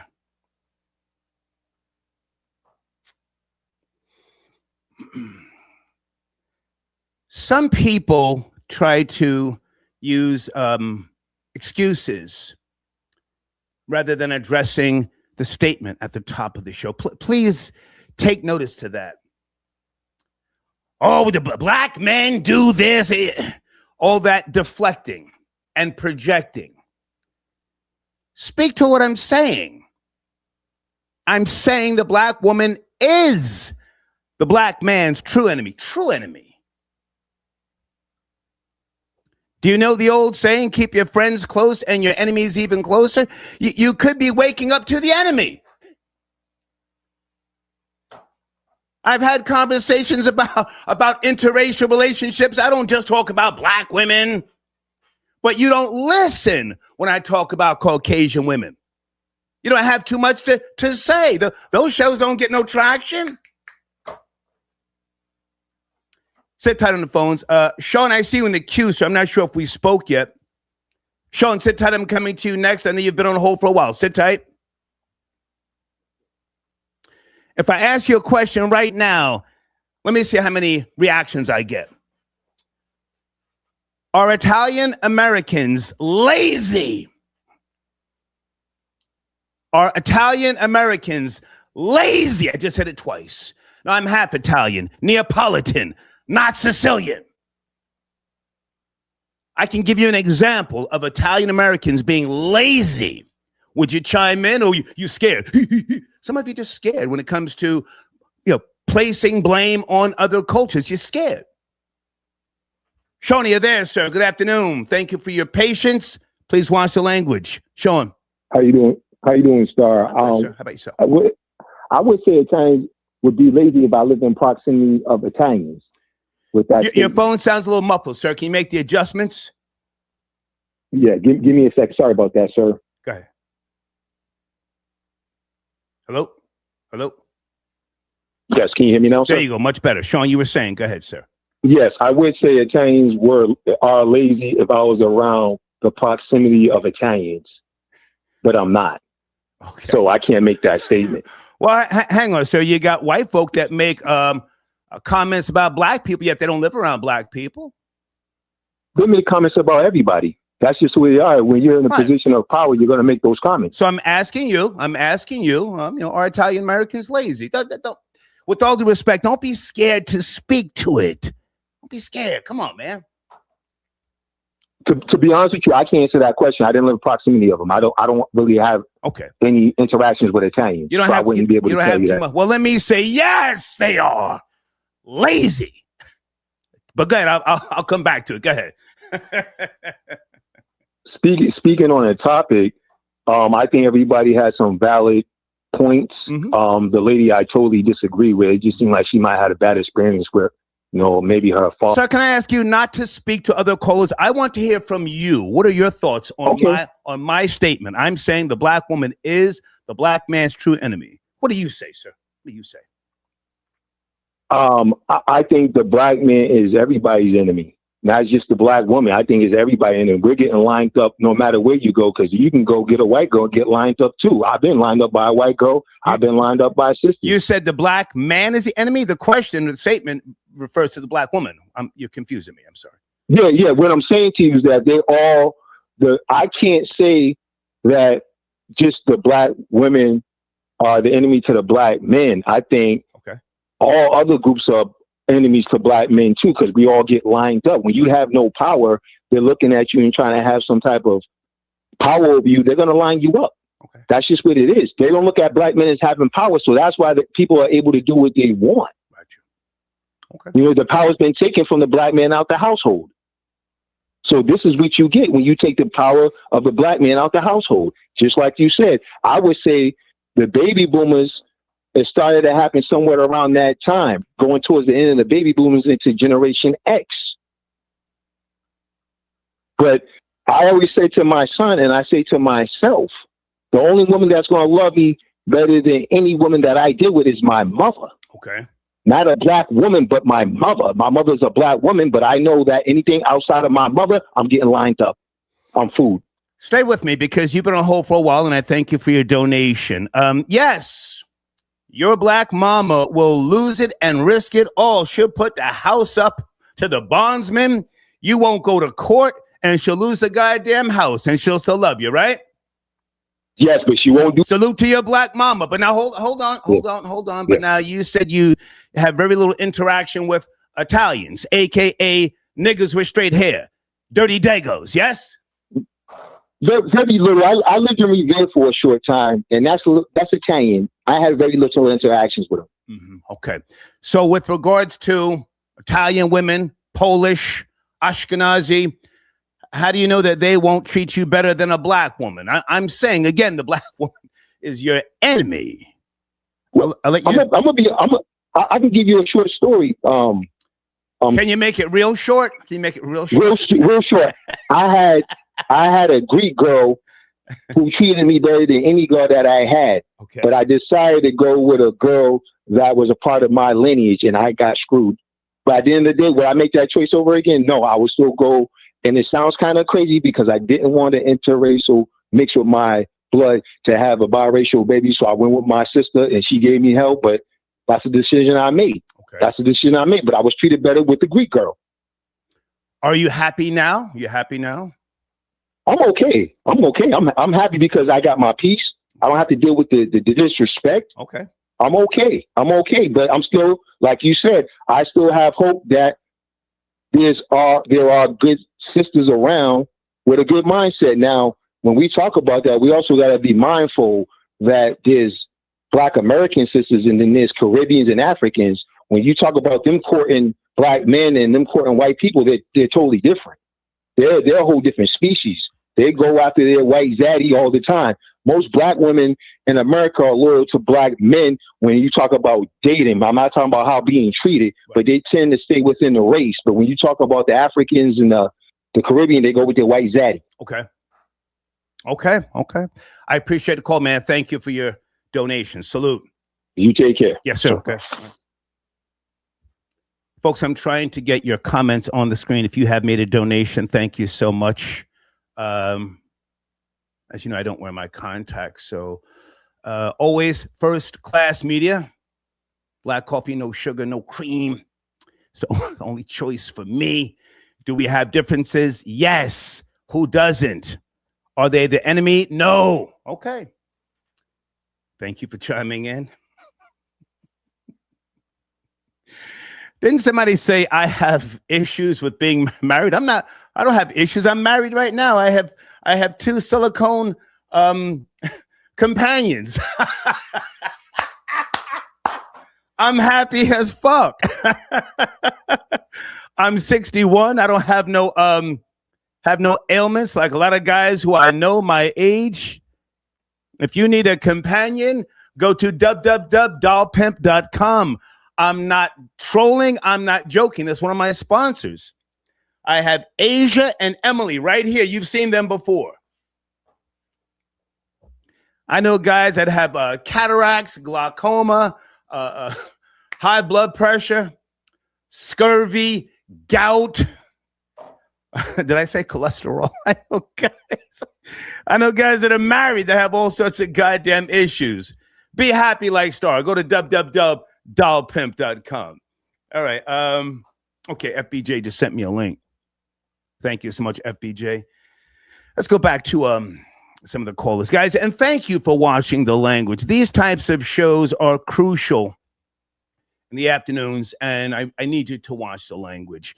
Area code 305. Good afternoon. Are you there? 305. Yes, sir. I'm here. What's going on, man? How are you, sir? I'm doing well. I wanted to comment on your statement, that are black women the enemy of black men. Okay. I think it's fairly obvious when you look at, content creators, old and young, black women making it, pretty known how they feel about black men. One major content creator, Cynthia G, I think she's a great example of this. Well, now hang on a second, sir. I don't attack. I don't attack other people, and Cynthia G has been very respectful to me. So let's not address her if there's any type of negativity. Tell me what you think, sir. There's no negativity. No, but I'm saying I want to hear from you. Oh. I can call Cynthia G. Her and I are very cool. But what do you think, sir, about the statement? You. Yeah, I think it's factual. Just based off black women seeing themselves as a separate racial group, from black men. Okay. When black women are fighting for rights and, government incentives, they're fighting for themselves. That's black girl magic. They're not fighting for young black boys or black men. They're fighting for themselves. And I think it's fairly obvious.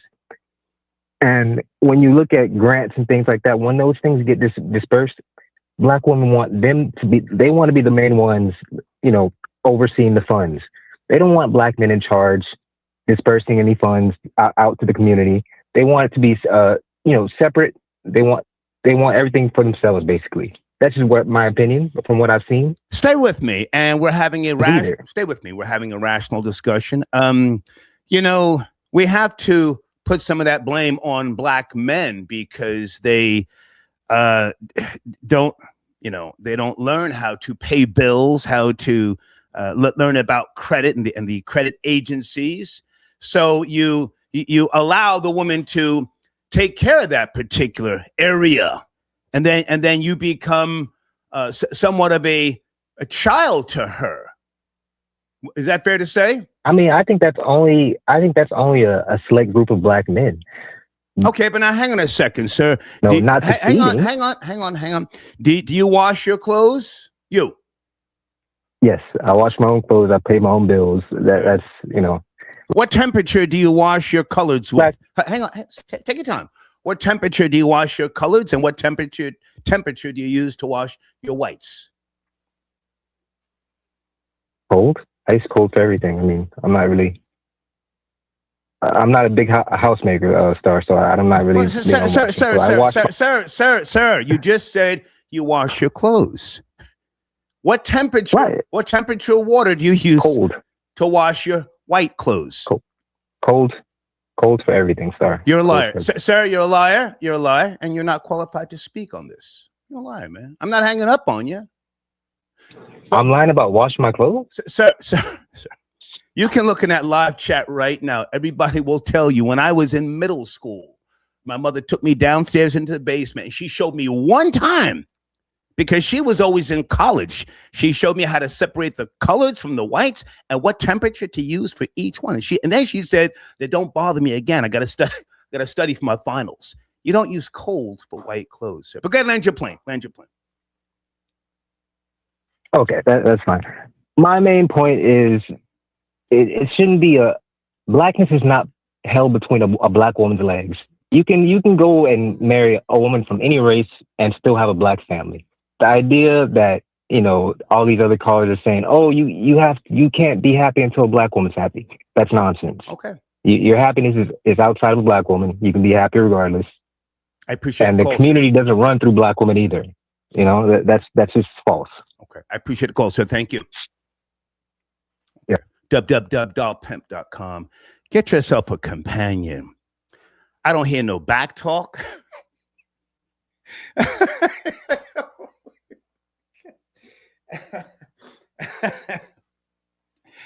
Ever since Elon Musk started going on dates with synthetic life forms, some of you email me, yo, Star, Elon Musk be dating robots. I told you, and I don't like to be the type of person who says, I told you, but I told you. Yes, kids, I am old. Do you know where I first, hold on a second. Do you know where I first got the idea?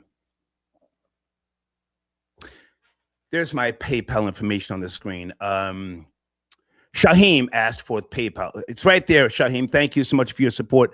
Starboyradio@gmail.com. That's my PayPal. What year did the Omega Man come out with Charleston Heston? Let me go back. Hold on a second.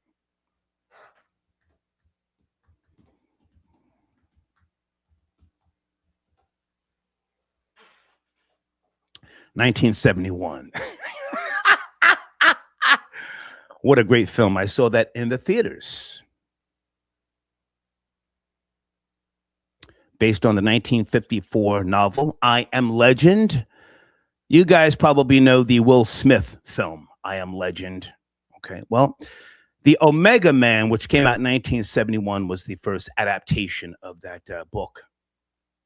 Great film. Anyway, there's a scene where Charlton Heston was talking to a statue head in his apartment. Anybody know what I'm talking about, or am I just on some old rambling stuff here? He was talking to the statue head. And I said, wow, that's kind of cool. And it always stuck with me. So having these synthetic statues, if you will, it seems kind of normal to me. And this is where society is going. Oh, yeah. All right. Who sent in a donation? Pardon me if I'm missing any of your donations.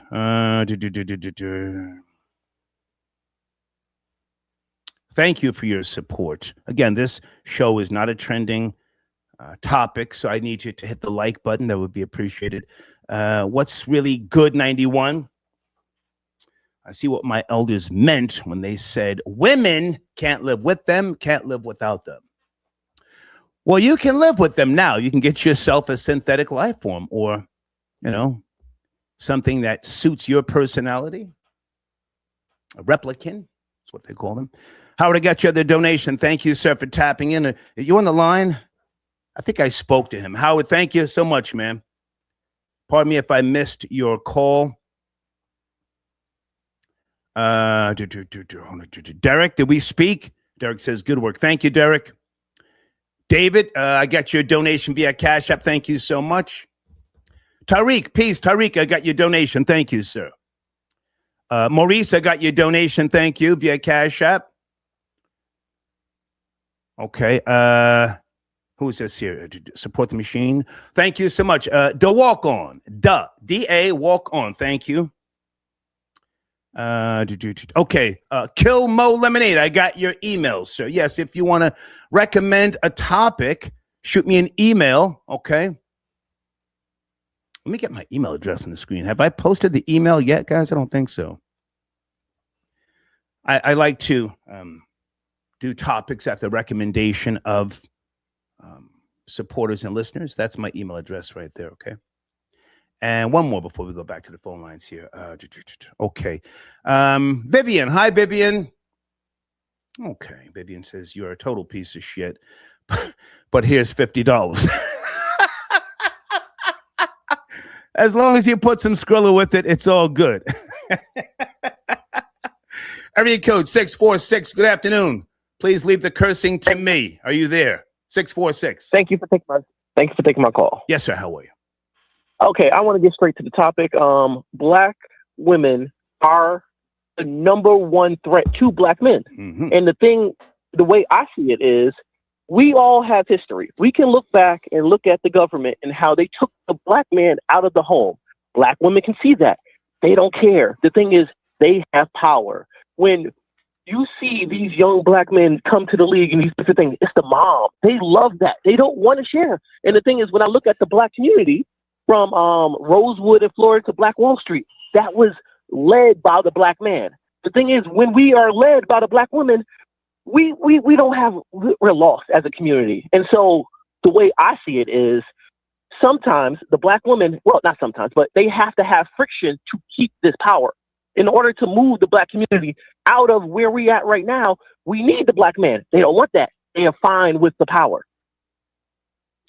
Can I jump in? Go ahead. We have to be careful with the word community. I've been saying this over the decades, and it's not just me saying this to sound hateful, if you will, but Dr. Claude Anderson said it. Dick Gregory said it. There are no black communities in America. There's black neighborhoods, but there's no black communities. And I'm not saying that to be, mean-spirited. There once were, but those were different types of black people. They worked together and they pooled their resources. But integration pretty much killed that, So, there's online communities and things like that, but they're not necessarily communities in the traditional sense where people are working together in a cohesive manner. Go ahead. I get what you're saying. You're totally right about that.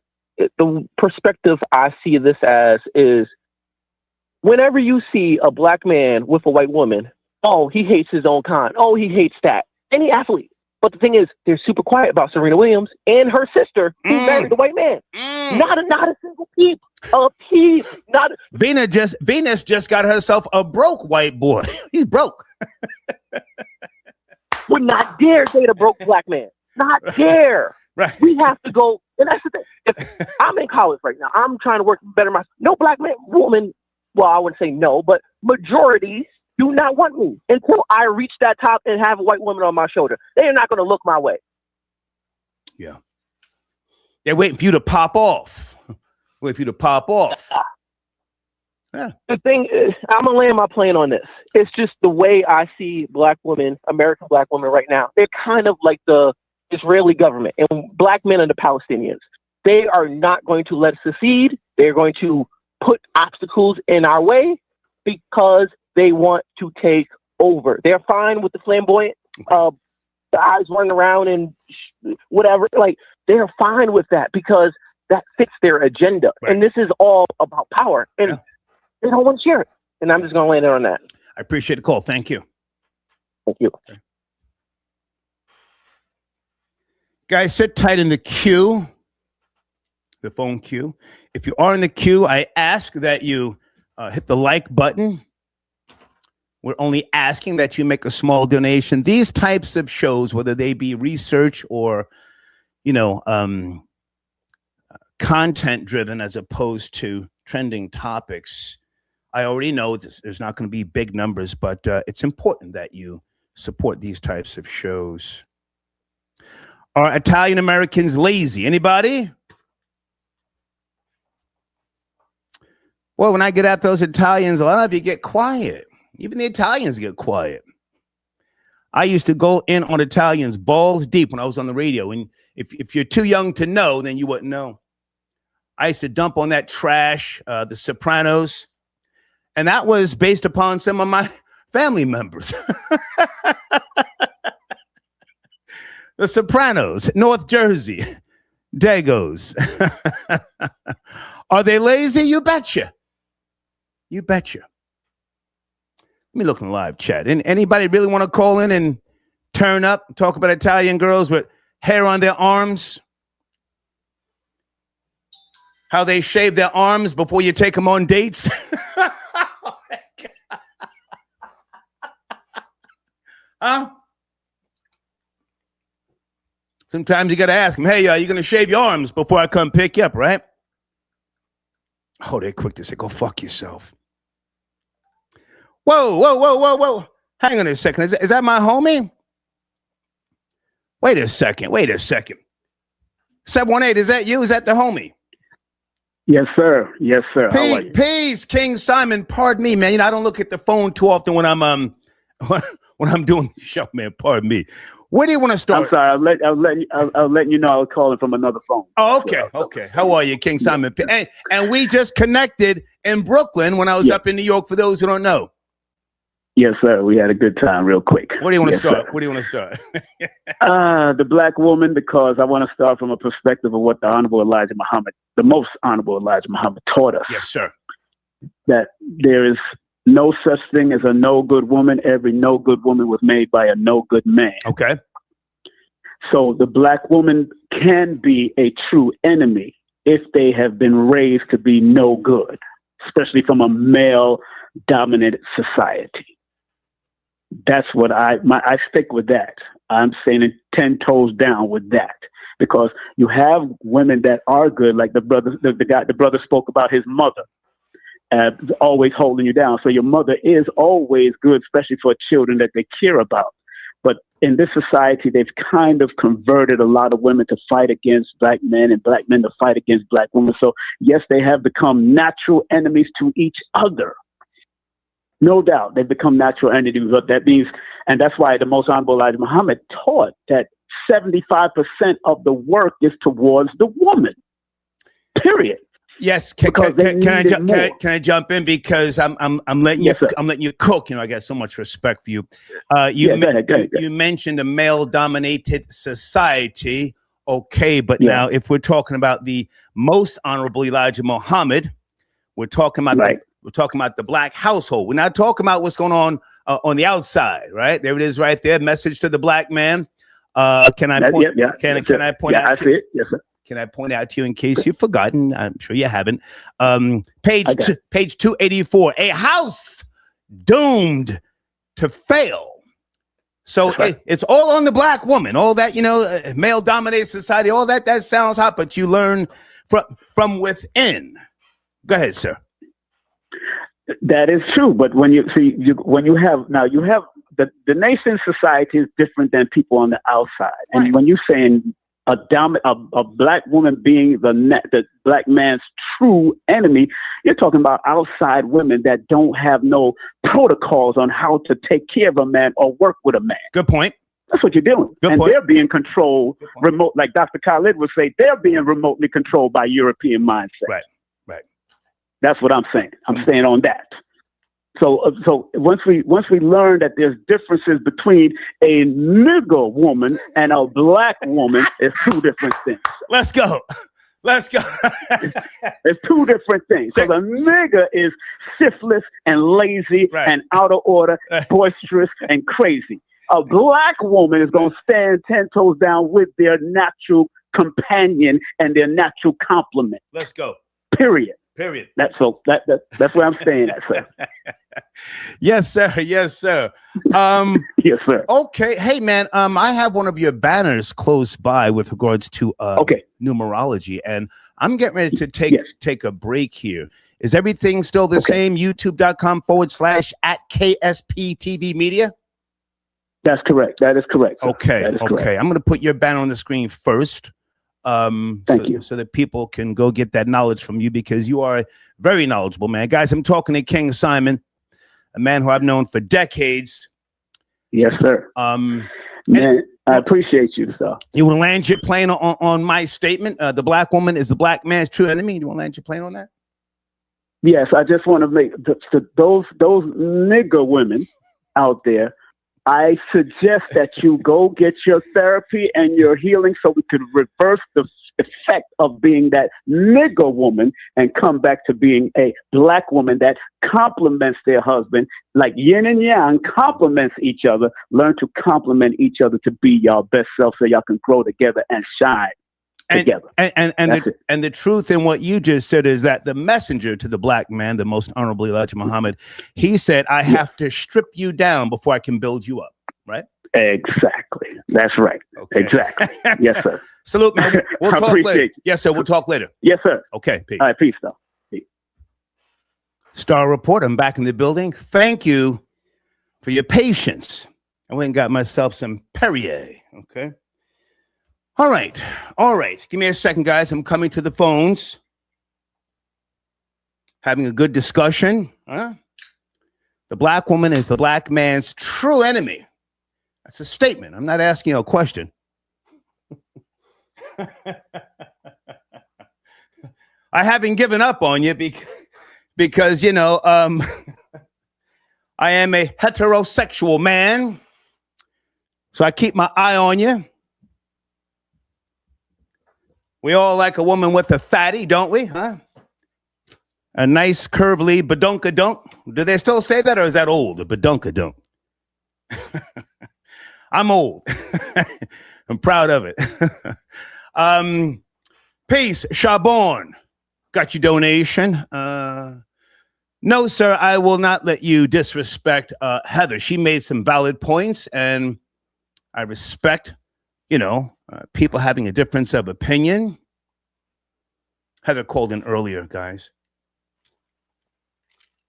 And she said, yeah, y'all stay over there. Leave us alone. Hold on. Okay, guys, we have to stay on topic. Someone sent me a video. Yes, I saw that on social media. I'm not sure if that's old or new. Somebody sent me a video with some black women who pepper sprayed another black woman. The black woman was working in the in one of those hair beauty places, where they sell the wigs. Pepper sprayed her and snatched a wig and ran out. And then her friend came. Her friend was pregnant, and then she pepper sprayed the girl twice. They pepper sprayed her twice for the wigs. You guys know what I'm talking about? God damn. God damn. Here we go. Hey there, area code 702. Good afternoon. Please watch the language. Having a discussion here. 702. Yes, no, maybe. Okay, got to keep it pushing. Okay, let me go to area code. Area code 215. Are you there? Good afternoon. 215. Please watch the language. What's up, Troy? What's good? Can you hear me? Sir, it's Star. If I don't know you, it's Star. I don't know you. Okay, Star. Yeah, what's going on? How you doing today? I'm alive. I'm alive, sir. I'm alive. How about you? Come on. Now, listen. I feel like this topic is kind of dangerous. I don't think that black women are anybody's enemy except themselves. Okay. They run around in the United States with the phrase, "Who gonna check me, boo?" You know what I'm saying? And that's right. That's right. That's dangerous. That's dangerous for anybody, not just a black woman. That's dangerous for a child. That's dangerous for an Asian, a Jew. Everybody has to have balances, checks and balances. And when you live your life with no checks and balances, you become the enemy to yourself. You're not an enemy to anybody else. I mean, you're going to be the enemy to everybody else, but first and foremost, you're the enemy to yourself. The black race in America lives under what we call a gynocracy. A gynocracy means it's a civilization or society that's ran by the women. Right.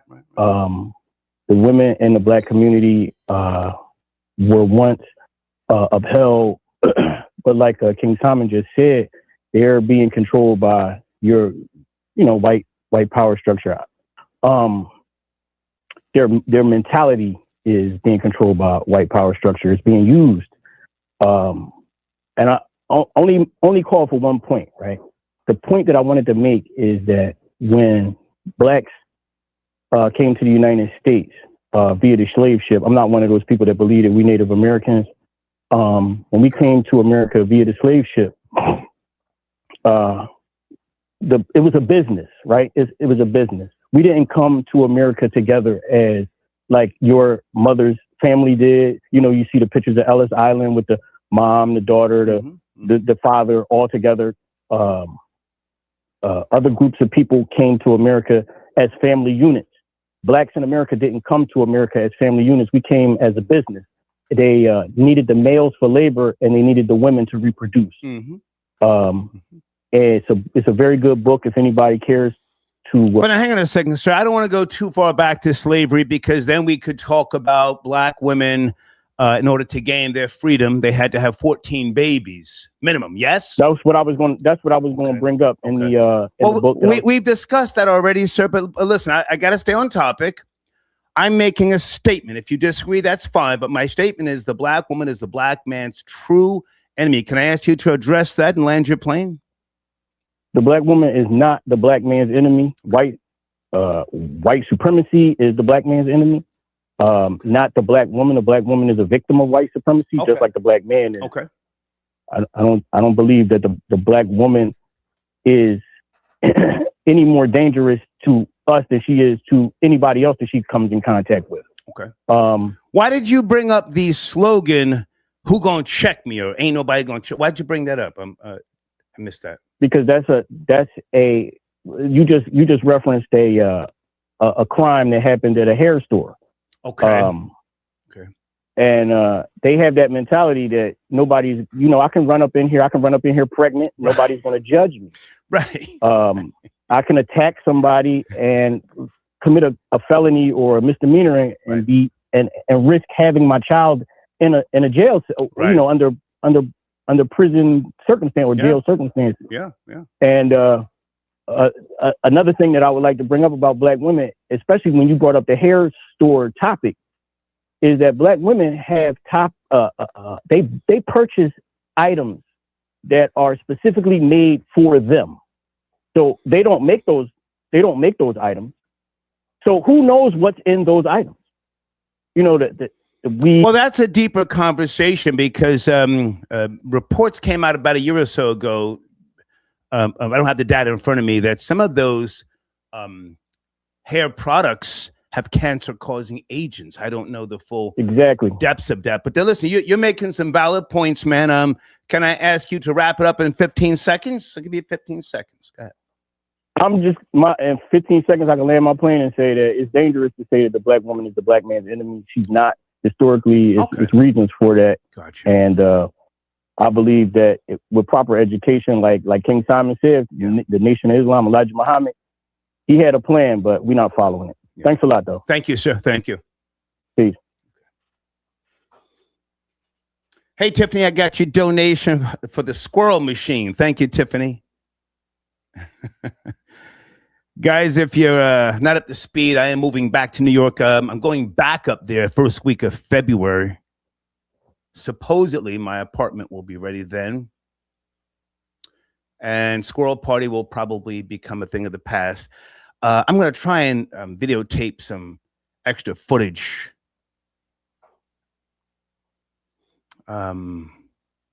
Before I go, but that's neither here nor there. Someone is sending in a topic suggestion. Well, let me tell you how much that's going to cost you. There you go. See, when I do my shows, we stay on topic. We already discussed Venezuela the other day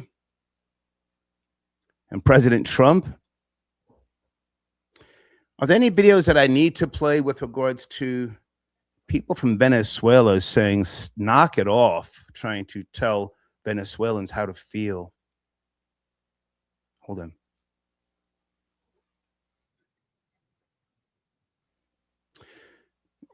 Maybe I don't need to play them. We're having a great conversation without bringing the whole Venezuela thing back in. And thank you to those of you who were doing research, because, again, Venezuela, it has gone downhill, but that place used to be popping economy-wise. Yeah, you just can't call it a third world dump. It was very, very popping. Oh, okay. Hang on a second. Somebody sent me a video. Yeah.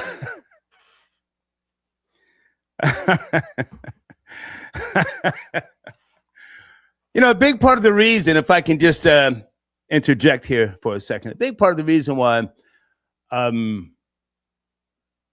Italian pizzerias here in America, why the quality of pizza has gone down, is not just because American pizza is very different from pizza in Italy. I've been to Italy twice in my life.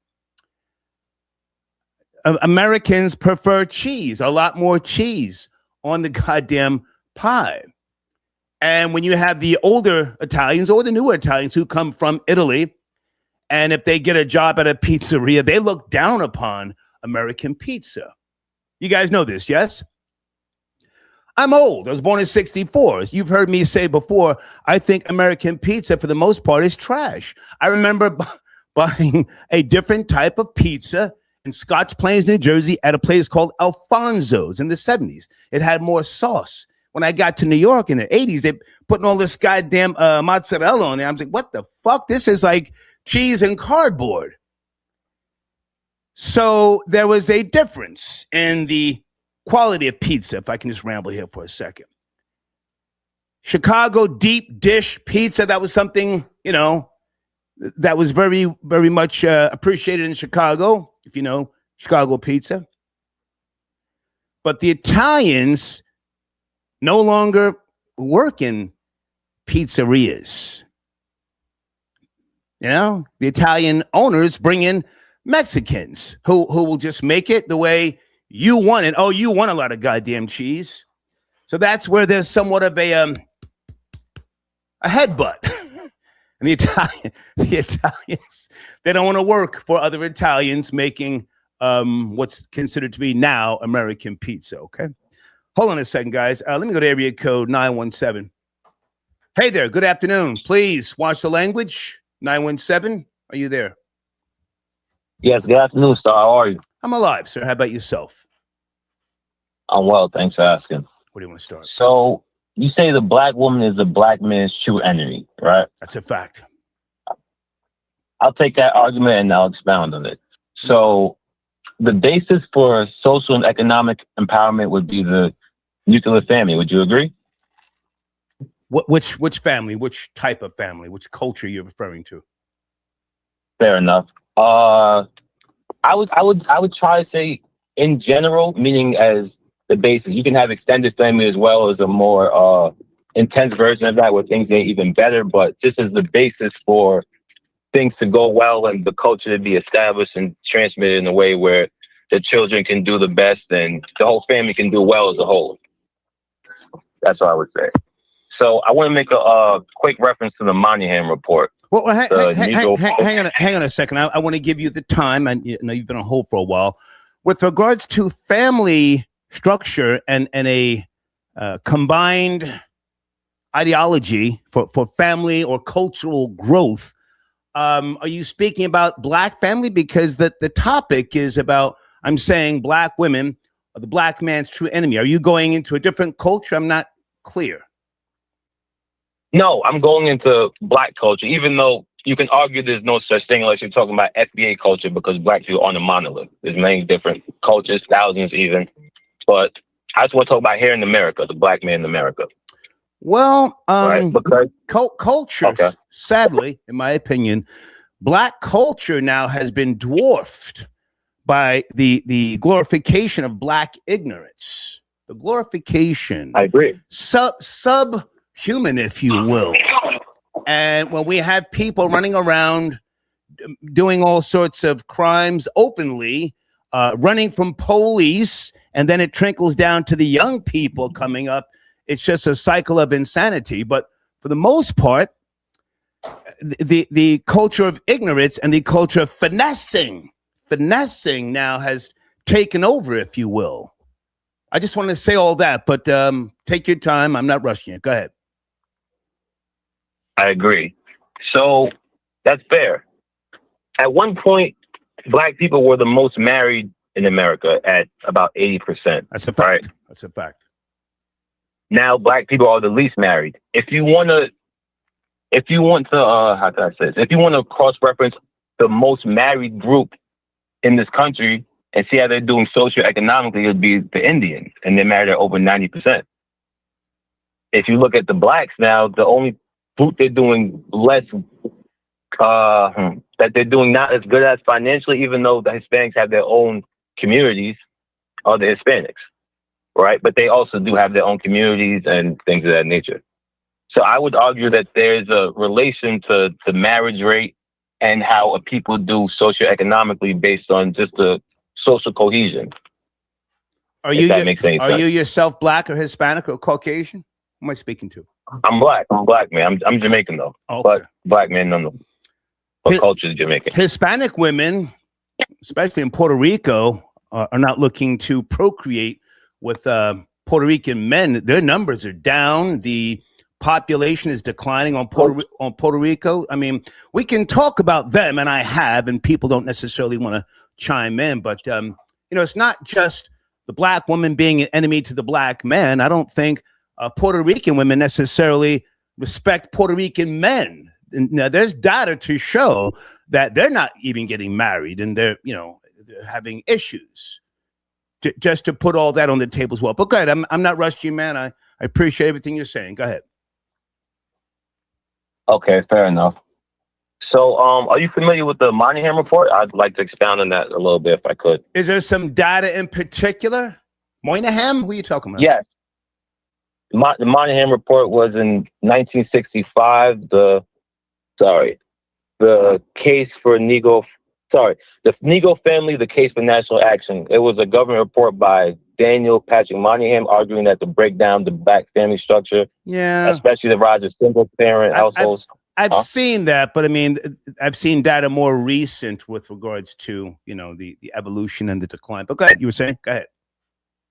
Right. So there was a graph in it called Moynihan Scissors where it showed that as Black male employment rose, Black female welfare still increased, showing that when they had the option to choose between government benefits and the man, they chose the government benefits. Yeah. Whereas in white America, it was the inverse, where as white male employment rose, white female government benefits decreased. Okay.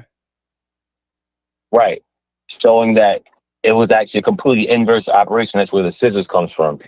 There's data that's from 1965, the Moynihan report. Okay. Also, if you want to look at how much they spend on weaves, wigs, and hair extensions, $1.1 billion, instead of investing it in the children. The children are running amok. You know, I think that money could be spent. Can I jump in right there? Can I jump in? You see, this is why sometimes you need an older person like me on this microphone. Black women are not the only ones who have been wearing hair extensions, weaves, and other things. White women as well. If you look back into the 50s and the 60s, and you see all those big ass beehive hairstyles, a lot of that shit's fake. Did you know that? Yes, I agree. You're right. I have Italian aunties, and in the 70s, I would see them putting goddamn foam in their hair, and then they'd wrap the hair around the foam to make it stand up, and then they would spray it. So black women are not the only ones to wear fake hair. Now, with the other stuff, some of the chemicals and the glue, and what is that stuff that they can get? Is it some type of, I forget. Guys, what is it? Alopecia, something like that? I forget what you call it. But anyway, I just wanted to point that out because within this discussion, there's reasons why, and you brought up some very good reasons, but go ahead and land your plane, man. Go ahead and land your plane. I appreciate the call. Right, thank you. But what I'll say is this: when it seems like there's something wrong with the culture of society, what they do will tend to be over-scrutinized. Okay. If the group was thriving, then who would really care about the indulgences, or who would have a place to say anything, rather? Got you. Okay. I don't think it would be as scrutinized, you know. All right. But I appreciate the call, man. Thanks a lot, Doc. Sir, thank you. Salute. Appreciate it. Folks, we're getting some good calls here for this topic. I ask you to please hit the like button. Again, this is not a trending topic. So in order to get it in the algorithms, I need your support. Is that John Blaze tapping in area code 415 out of California? John Blaze. John Blaze on the check-in. Can I cook one? Can I cook a little bit? Take your time. You know goddamn well, every black woman is the enemy to every black man. How many black men is getting killed for the big mouth of a black woman? How many black men is being put in jail via child support? You know goddamn well, they even wear the uniform of the enemy, the bonnet, the open-toe sandals when they're going up into Walmart. Matter of fact, I was just in Walmart, and I watched 4 black women stealing, and they are disrupting commerce in the black community. They can't even keep a business in the black community. You can bear witness to these black women, how they going in on black men. Our biggest and worst enemy is the black woman. And that's in part because they have weaponized the institutions on us via child support, the police, spiritually in the church.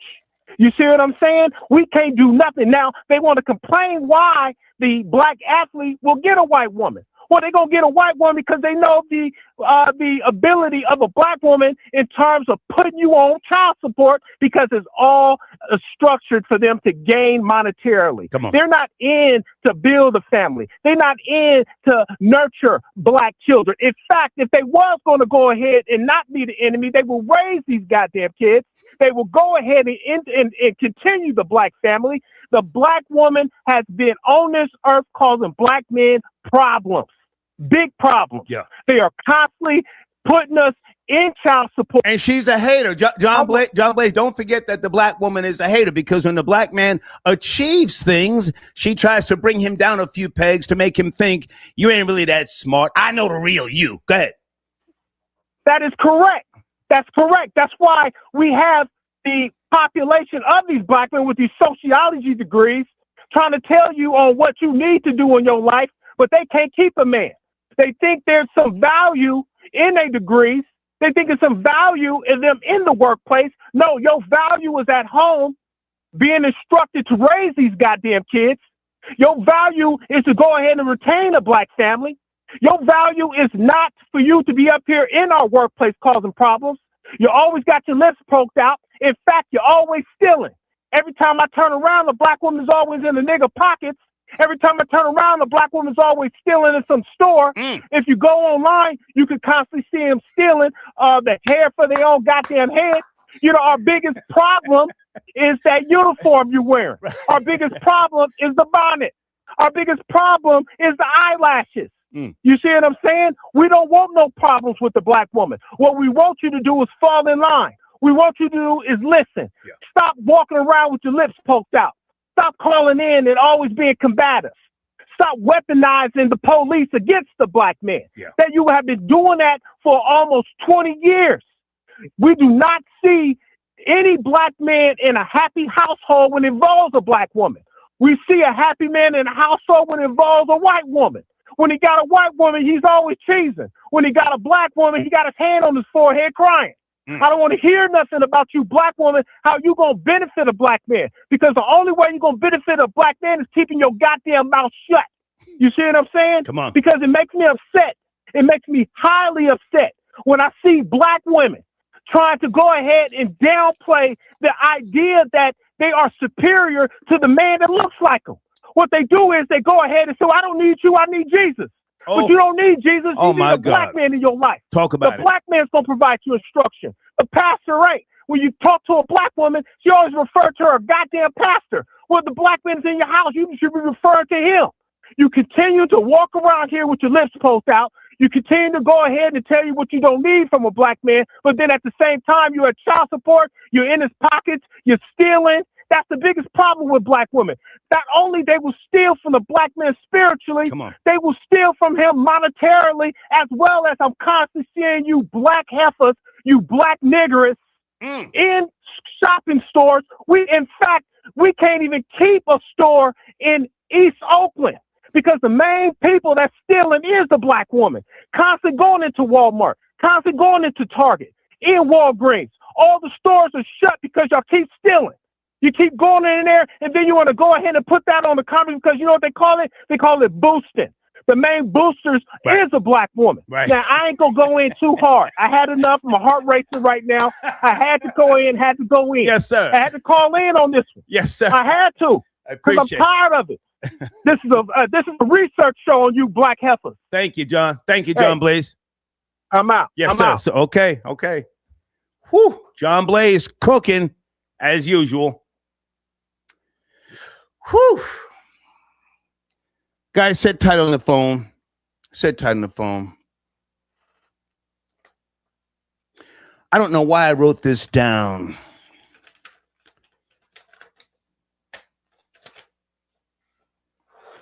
How did the black man become perceived as such a deadbeat? Now, John Blaze just touched on it, and some of you can chime in. A couple of years ago, there was a video where, and I think it was staged. Remember when the black guy brought McDonald's for one kid in the house, and that was his kid? You guys know what I'm talking about? And the discussion we were having, I think it was maybe 2 or 3 years ago, the discussion we were having was, should you buy food or toys for other kids in the house or stepkids? Remember that? I said men in the past would bring a pizza to feed all the goddamn kids. And some of you say, nah, that's simping. It's not simping. Black men, again, going back to the 50s, 60s, and the 70s, they had 2 families or more. And they weren't being dragged through child support court and all this other stuff. But that's an old ship anyway. I don't know why I wrote that down. Feeding all the kids in the house. That used to be looked upon as a boss move. You go to see a woman, she's got a bunch of kids, you bring a goddamn pizza. And what's those big ass 2-liter sodas with the RC Cola?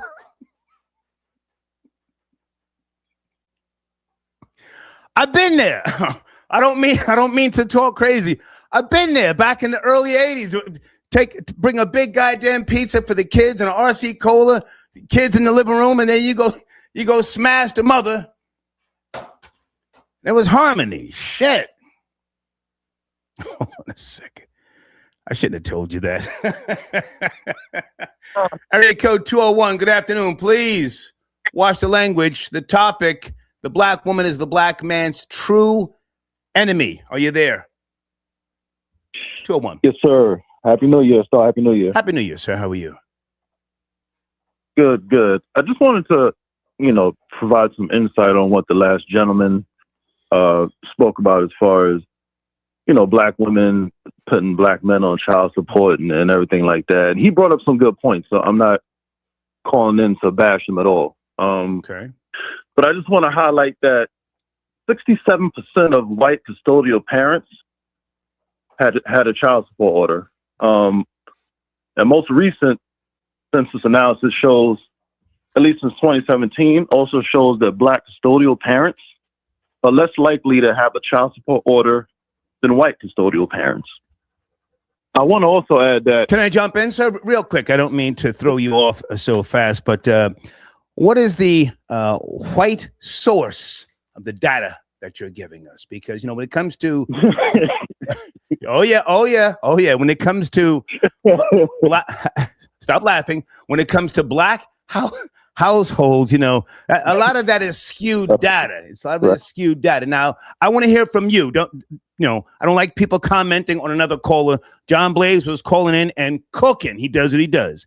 Can you give us the source of your white skewed data? Because truthfully, sir, I don't give a goddamn about white families. We're talking about the black woman and the black man, sir. No, I totally agree. He was cooking for sure, but I just want to. There's always two sides to the coin, right? Like I refuse to sit up here and say that, black women are the primary ones putting men on child support. You know what I mean? I feel like that a lot of them. Well, that wasn't the topic, sir. We're talking about the true enemy, and if you notice, I want to hear from men about this topic. But I'm sorry, I didn't mean to interrupt. Go ahead. Right. Go ahead. No, but I understand what you're saying. At one point, my daughter's mom put me on child support, right? So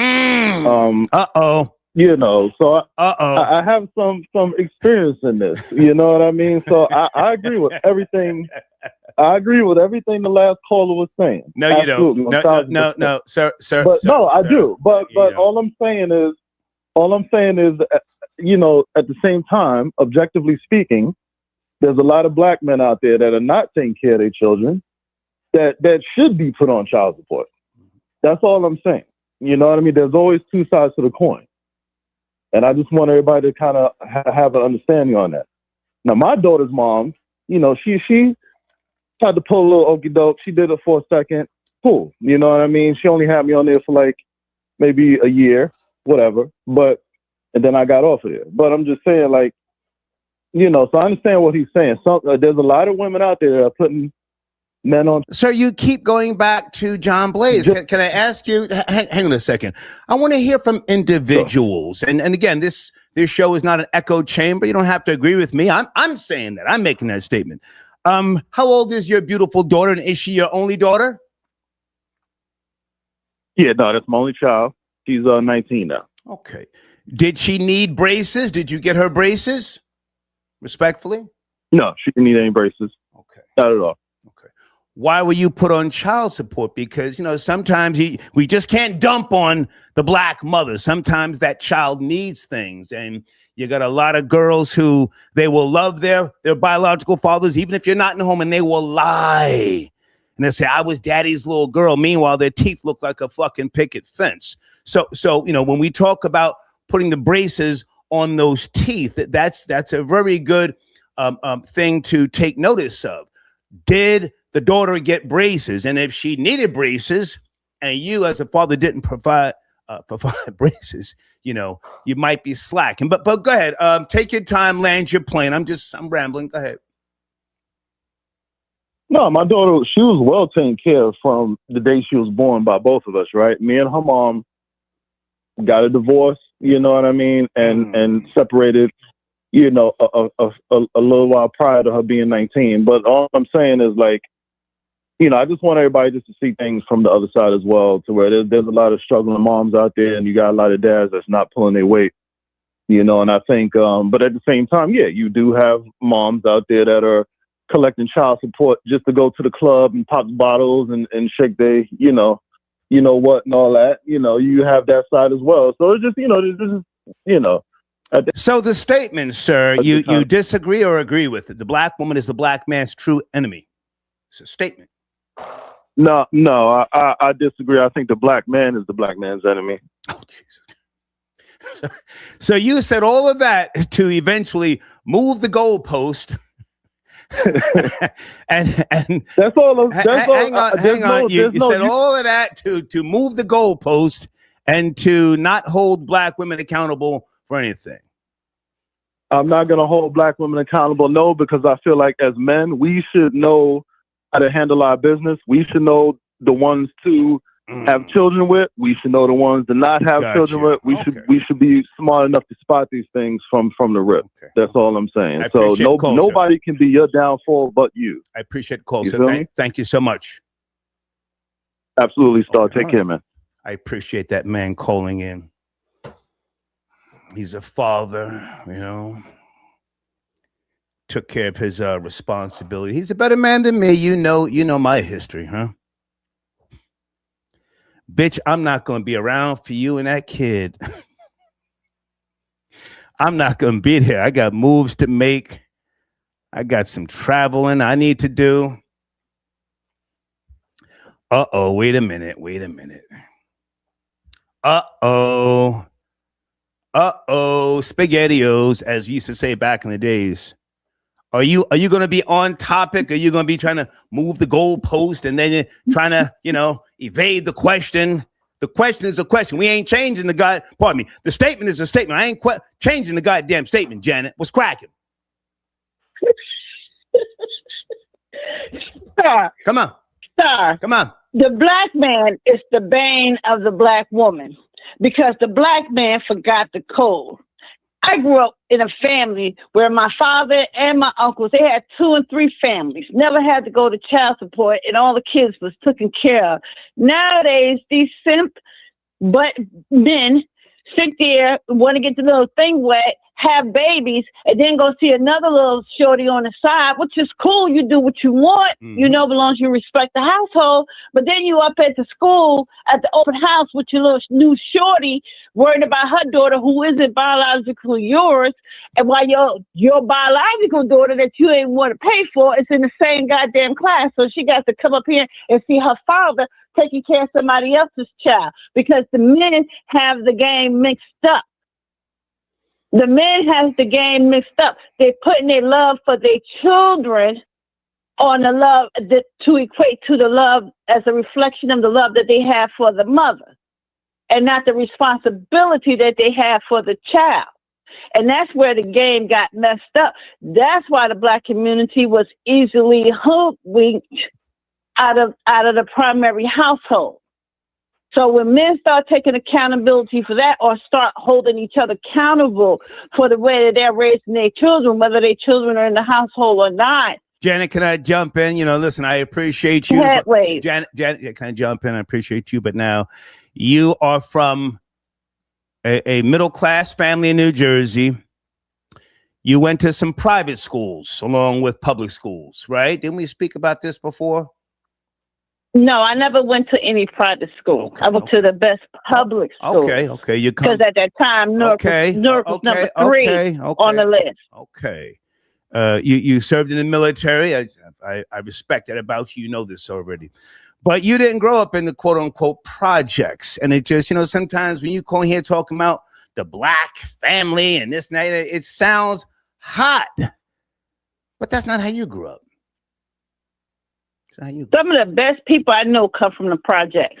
Some of the most successful people, some of the most morally ethical people Me too. Projects. So where you come from, dirt is dirt. Everything grow up. You didn't grow up in the projects, nor did I. And we cannot sit here, you and I, you're not quite my age yet, but I'm 61. You're close to my age. We cannot sit here and No. You got about 7-8 years on me, Star. We cannot deny the welfare era and the acceptance of the the decline of the black family. Can you speak to my statement first? The black woman is the black man's true enemy. You say yes, no? No. No. Black man right now is the black woman truest enemy. Okay. Right now it's that's not the topic. And I said earlier in the show, don't call in here trying to change the goddamn statement. Don't try and move the goalposts. Okay, you say no. No. Okay. Anything yeah, else? we are actually the black man's savior. I'm gonna give you 20 seconds on that. Come on. You're the black man's savior. Come on. We have pulled the black man. We have pulled the black man out of the fire. We have held him accountable for the stuff that he does. And now you want to switch up on us because you got easy access to other people. Come on, get out of here, Star. Come on, let's be real. All right, I think my 20 seconds is up. So I'm go ahead and say thank you for taking my call. Well, hang on a second. What was that black girl's name? I forget. Back in the day, she went off and supposedly she was smoking crack. Tawana Broly. Was Tawana Broly? Hang on. Was Tawana Broly kidnapped or was she smoking crack allegedly? Janet. She could have been both. No. both. No. Was she smoking crack, beaming up to Scotty, or was she kidnapped by the white boys who she tried to blame? Come on, Janet. I think she was kidnapped. I believe her. I will stand by her. Goodbye, Janet. Goodbye. Bye. She said Tawana Broly was kidnapped. Ooh, chow. Hold on a second. Okay, guys, everybody hold tight. Are you guys hitting the like button? That's important. I'm going to say it again. This is not a trending topic. It's a good topic. We're having good discussions here. Okay. Kill Modi, I got you, sir. The Cash App is on the screen, sir. Where is the Cash App? Hold on. There's the Cash App, $ Star Report. Please check the spelling. Make sure you don't send that money to the wrong Cash App, okay? Kill Mo Lemonade. I have a few new sponsors. I need to make sure that I am promoting them. Hold on a second. Guys, in my community section, Zeta. Please check out Zeta. She's lit. She's got a YouTube channel called Mama's Cocktail Hour. Zeta, please go over there. Check her out. Tell her I sent you, okay? I want my sponsors to know that I am driving traffic to them. Okay, she has new videos daily. Okay, Mama's Cocktail Hour, hosted by Zeta Lisa. Okay, and I want to try and get her to call in either tomorrow or Thursday. All right, and guys, if you want to become a sponsor, we have brand new analytics coming this Friday. Brand new analytics. Okay, so we'll keep you posted on that as well. All right, a few more calls here. Area code 718. Good afternoon. Please watch the language. Are you up to speed on the topic? 718. Good afternoon, Star. Peace. How are you, sir? I'm good. I totally disagree with Janet. Can I ask you to speak with regards to your thoughts, not Janet? Janet, she does what she does, No. I wasn't trying to throw her under the bus. I'm just saying, in contrast to the question that was put out there, is the black woman the black man's bane of existence? And I think we spoke about this once before. I believe that the house Negro has never been a male. If you understand structurally the concept of slavery and its blueprint, there were never any men in the house. We know that because of George Washington Carver, right? They castrated him as a young man because he lived in the house with two white women. So the concept, they have an old saying in the South, aren't any swinging dinglings past the porch. And so there's no men in the house to create the... Mammy was in the house, sir. We've gone over this. You're right. We have gone over this. But now, hang on a second. I need you to bring it up to date, and I'm making a statement. Okay, Hang on. Okay, so now never mind, Janet. I don't want to, I don't like people to call and comment on another caller. My statement is this: the black woman is the black man's true enemy. What say you, sir? I agree. I believe so. I believe due to the fact of welfare. I do believe due to the fact that even in the last 30 years, when the black income was based off of vice and crack, black men put the money forth for these women to have these houses, for them to be able to go to school, so that when the tide changed, they all became citizens and they had degrees, and the black man was left outside homeless. Even if you look at the statistics of homeless people, black men are the vast majority of the homeless people in this country. That's not because we're defective. We've invented toilet bowls, lights, and everything else.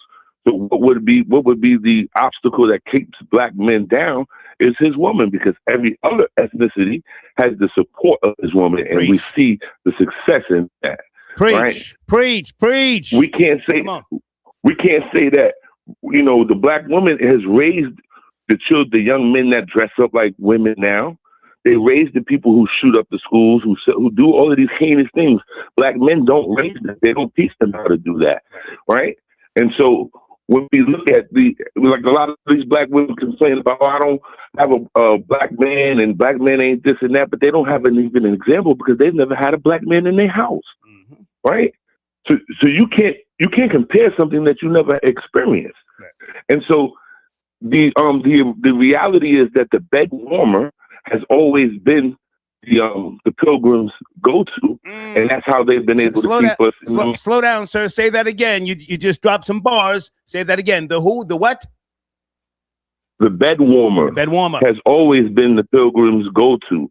She has always been the liaison of the plantation. So when you see Django and they got Stephen, that is a perversion, because Uncle Ben never passed the torch. Right, even in terms of sir, your phone's breaking up. Sir, your phone's breaking up. You said Uncle Ben never passed the porch. That's what you said.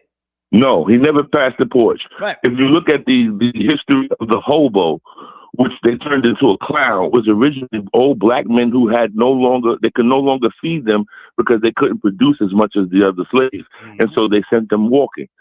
And so this became an entire cadre of human beings that they turned into an entertainment, and it became the hobo clown with the tears in his eyes and always walking from place to place, carrying his things in a stick, right?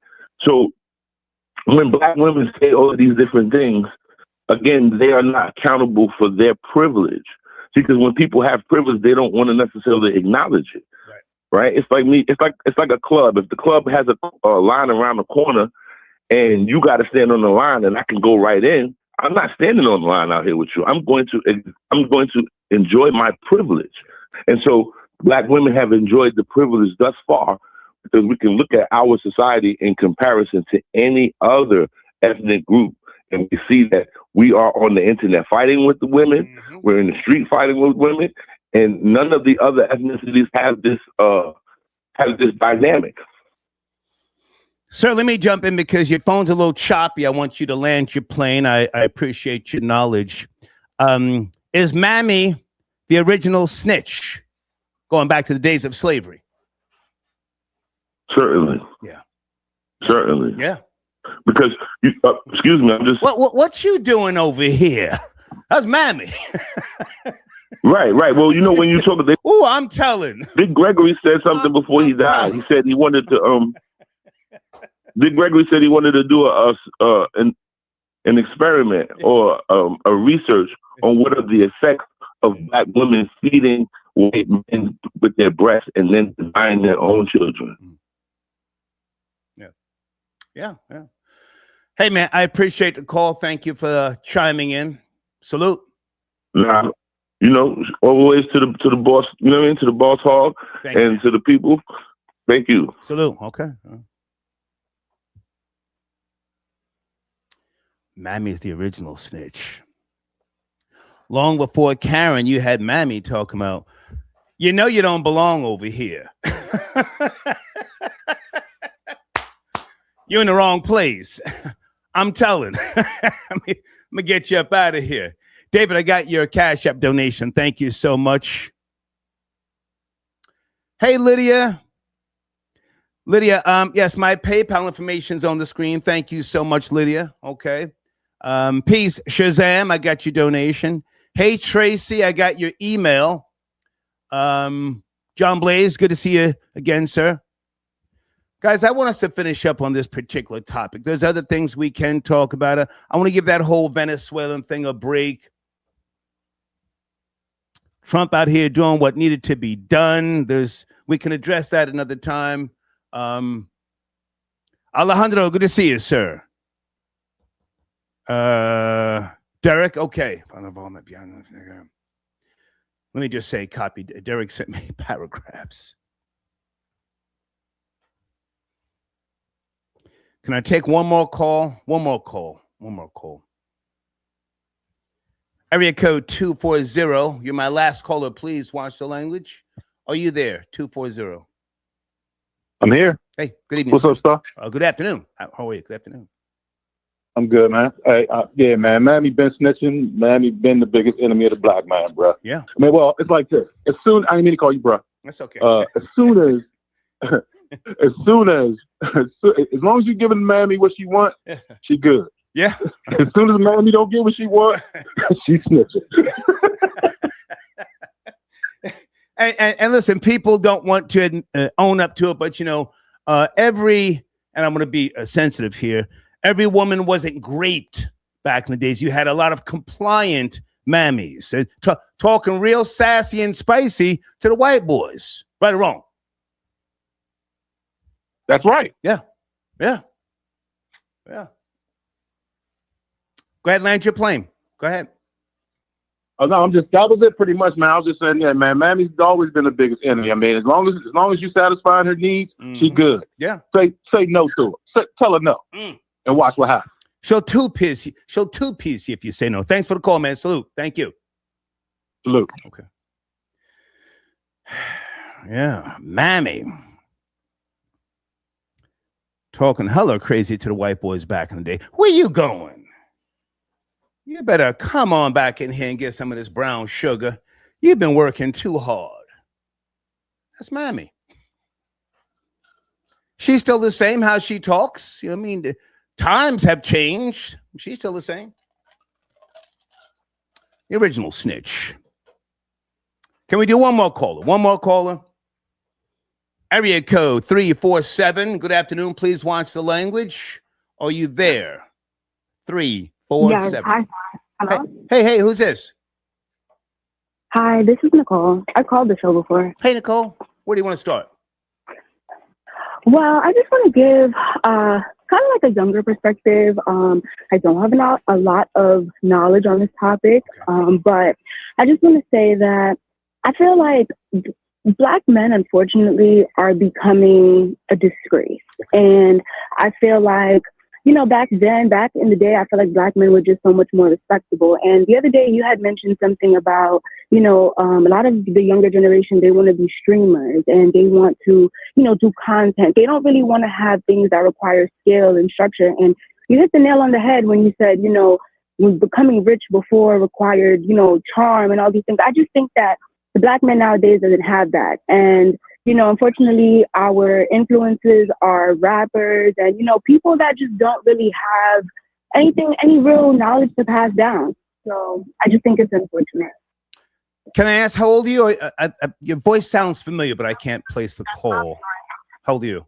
Yeah, I'm 25. I just turned 25 a couple days ago, not last month. Okay. So are you in seek of a partner, a husband? What is your background, if you will? Well, I'm engaged. I have a fiance. He is 13 years older than me, and we have a daughter. She's 5 months. Congrats. And thank you. And I personally, I knew I was going to be with someone older. That's what I wanted. For me, I was 23 and I graduated with my master's in IT management. So I felt that in order for me to find someone that matched me, like my maturity level and stuff, it was most likely going to be an older man. I live in New York. So, unfortunately, things are expensive, and I also didn't think that someone my age would really, just be able to sustain me right now.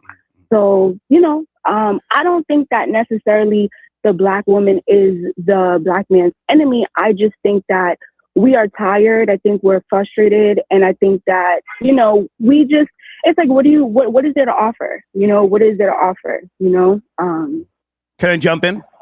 Can I jump in? Sure. Okay. Are you yourself a Black woman, whether you be Caribbean, FBA, whatever? Yes. Okay. I'm Haitian. Okay. I'm fully Haitian, both my parents. Sac passe, ma boule. Okay. Now, what about your daughter's father? And are you guys married? No, we're not married. We're engaged. But yes, both his parents are fully Haitian as well. And that's something I also wanted. I wanted a fully Haitian man. He was born in the United States, but he grew up and went to school in Haiti. And I wanted that too. Like, I'm not into FBA men at all. I feel like, I just think that they don't have that same structure. It's different when you grow up in the Caribbean. You have a different type of knowledge, understanding. Just, I don't know. Let me ask you a question, and I say this with all due respect. What happens when your fiance gets tired of the coochie and he wanders off?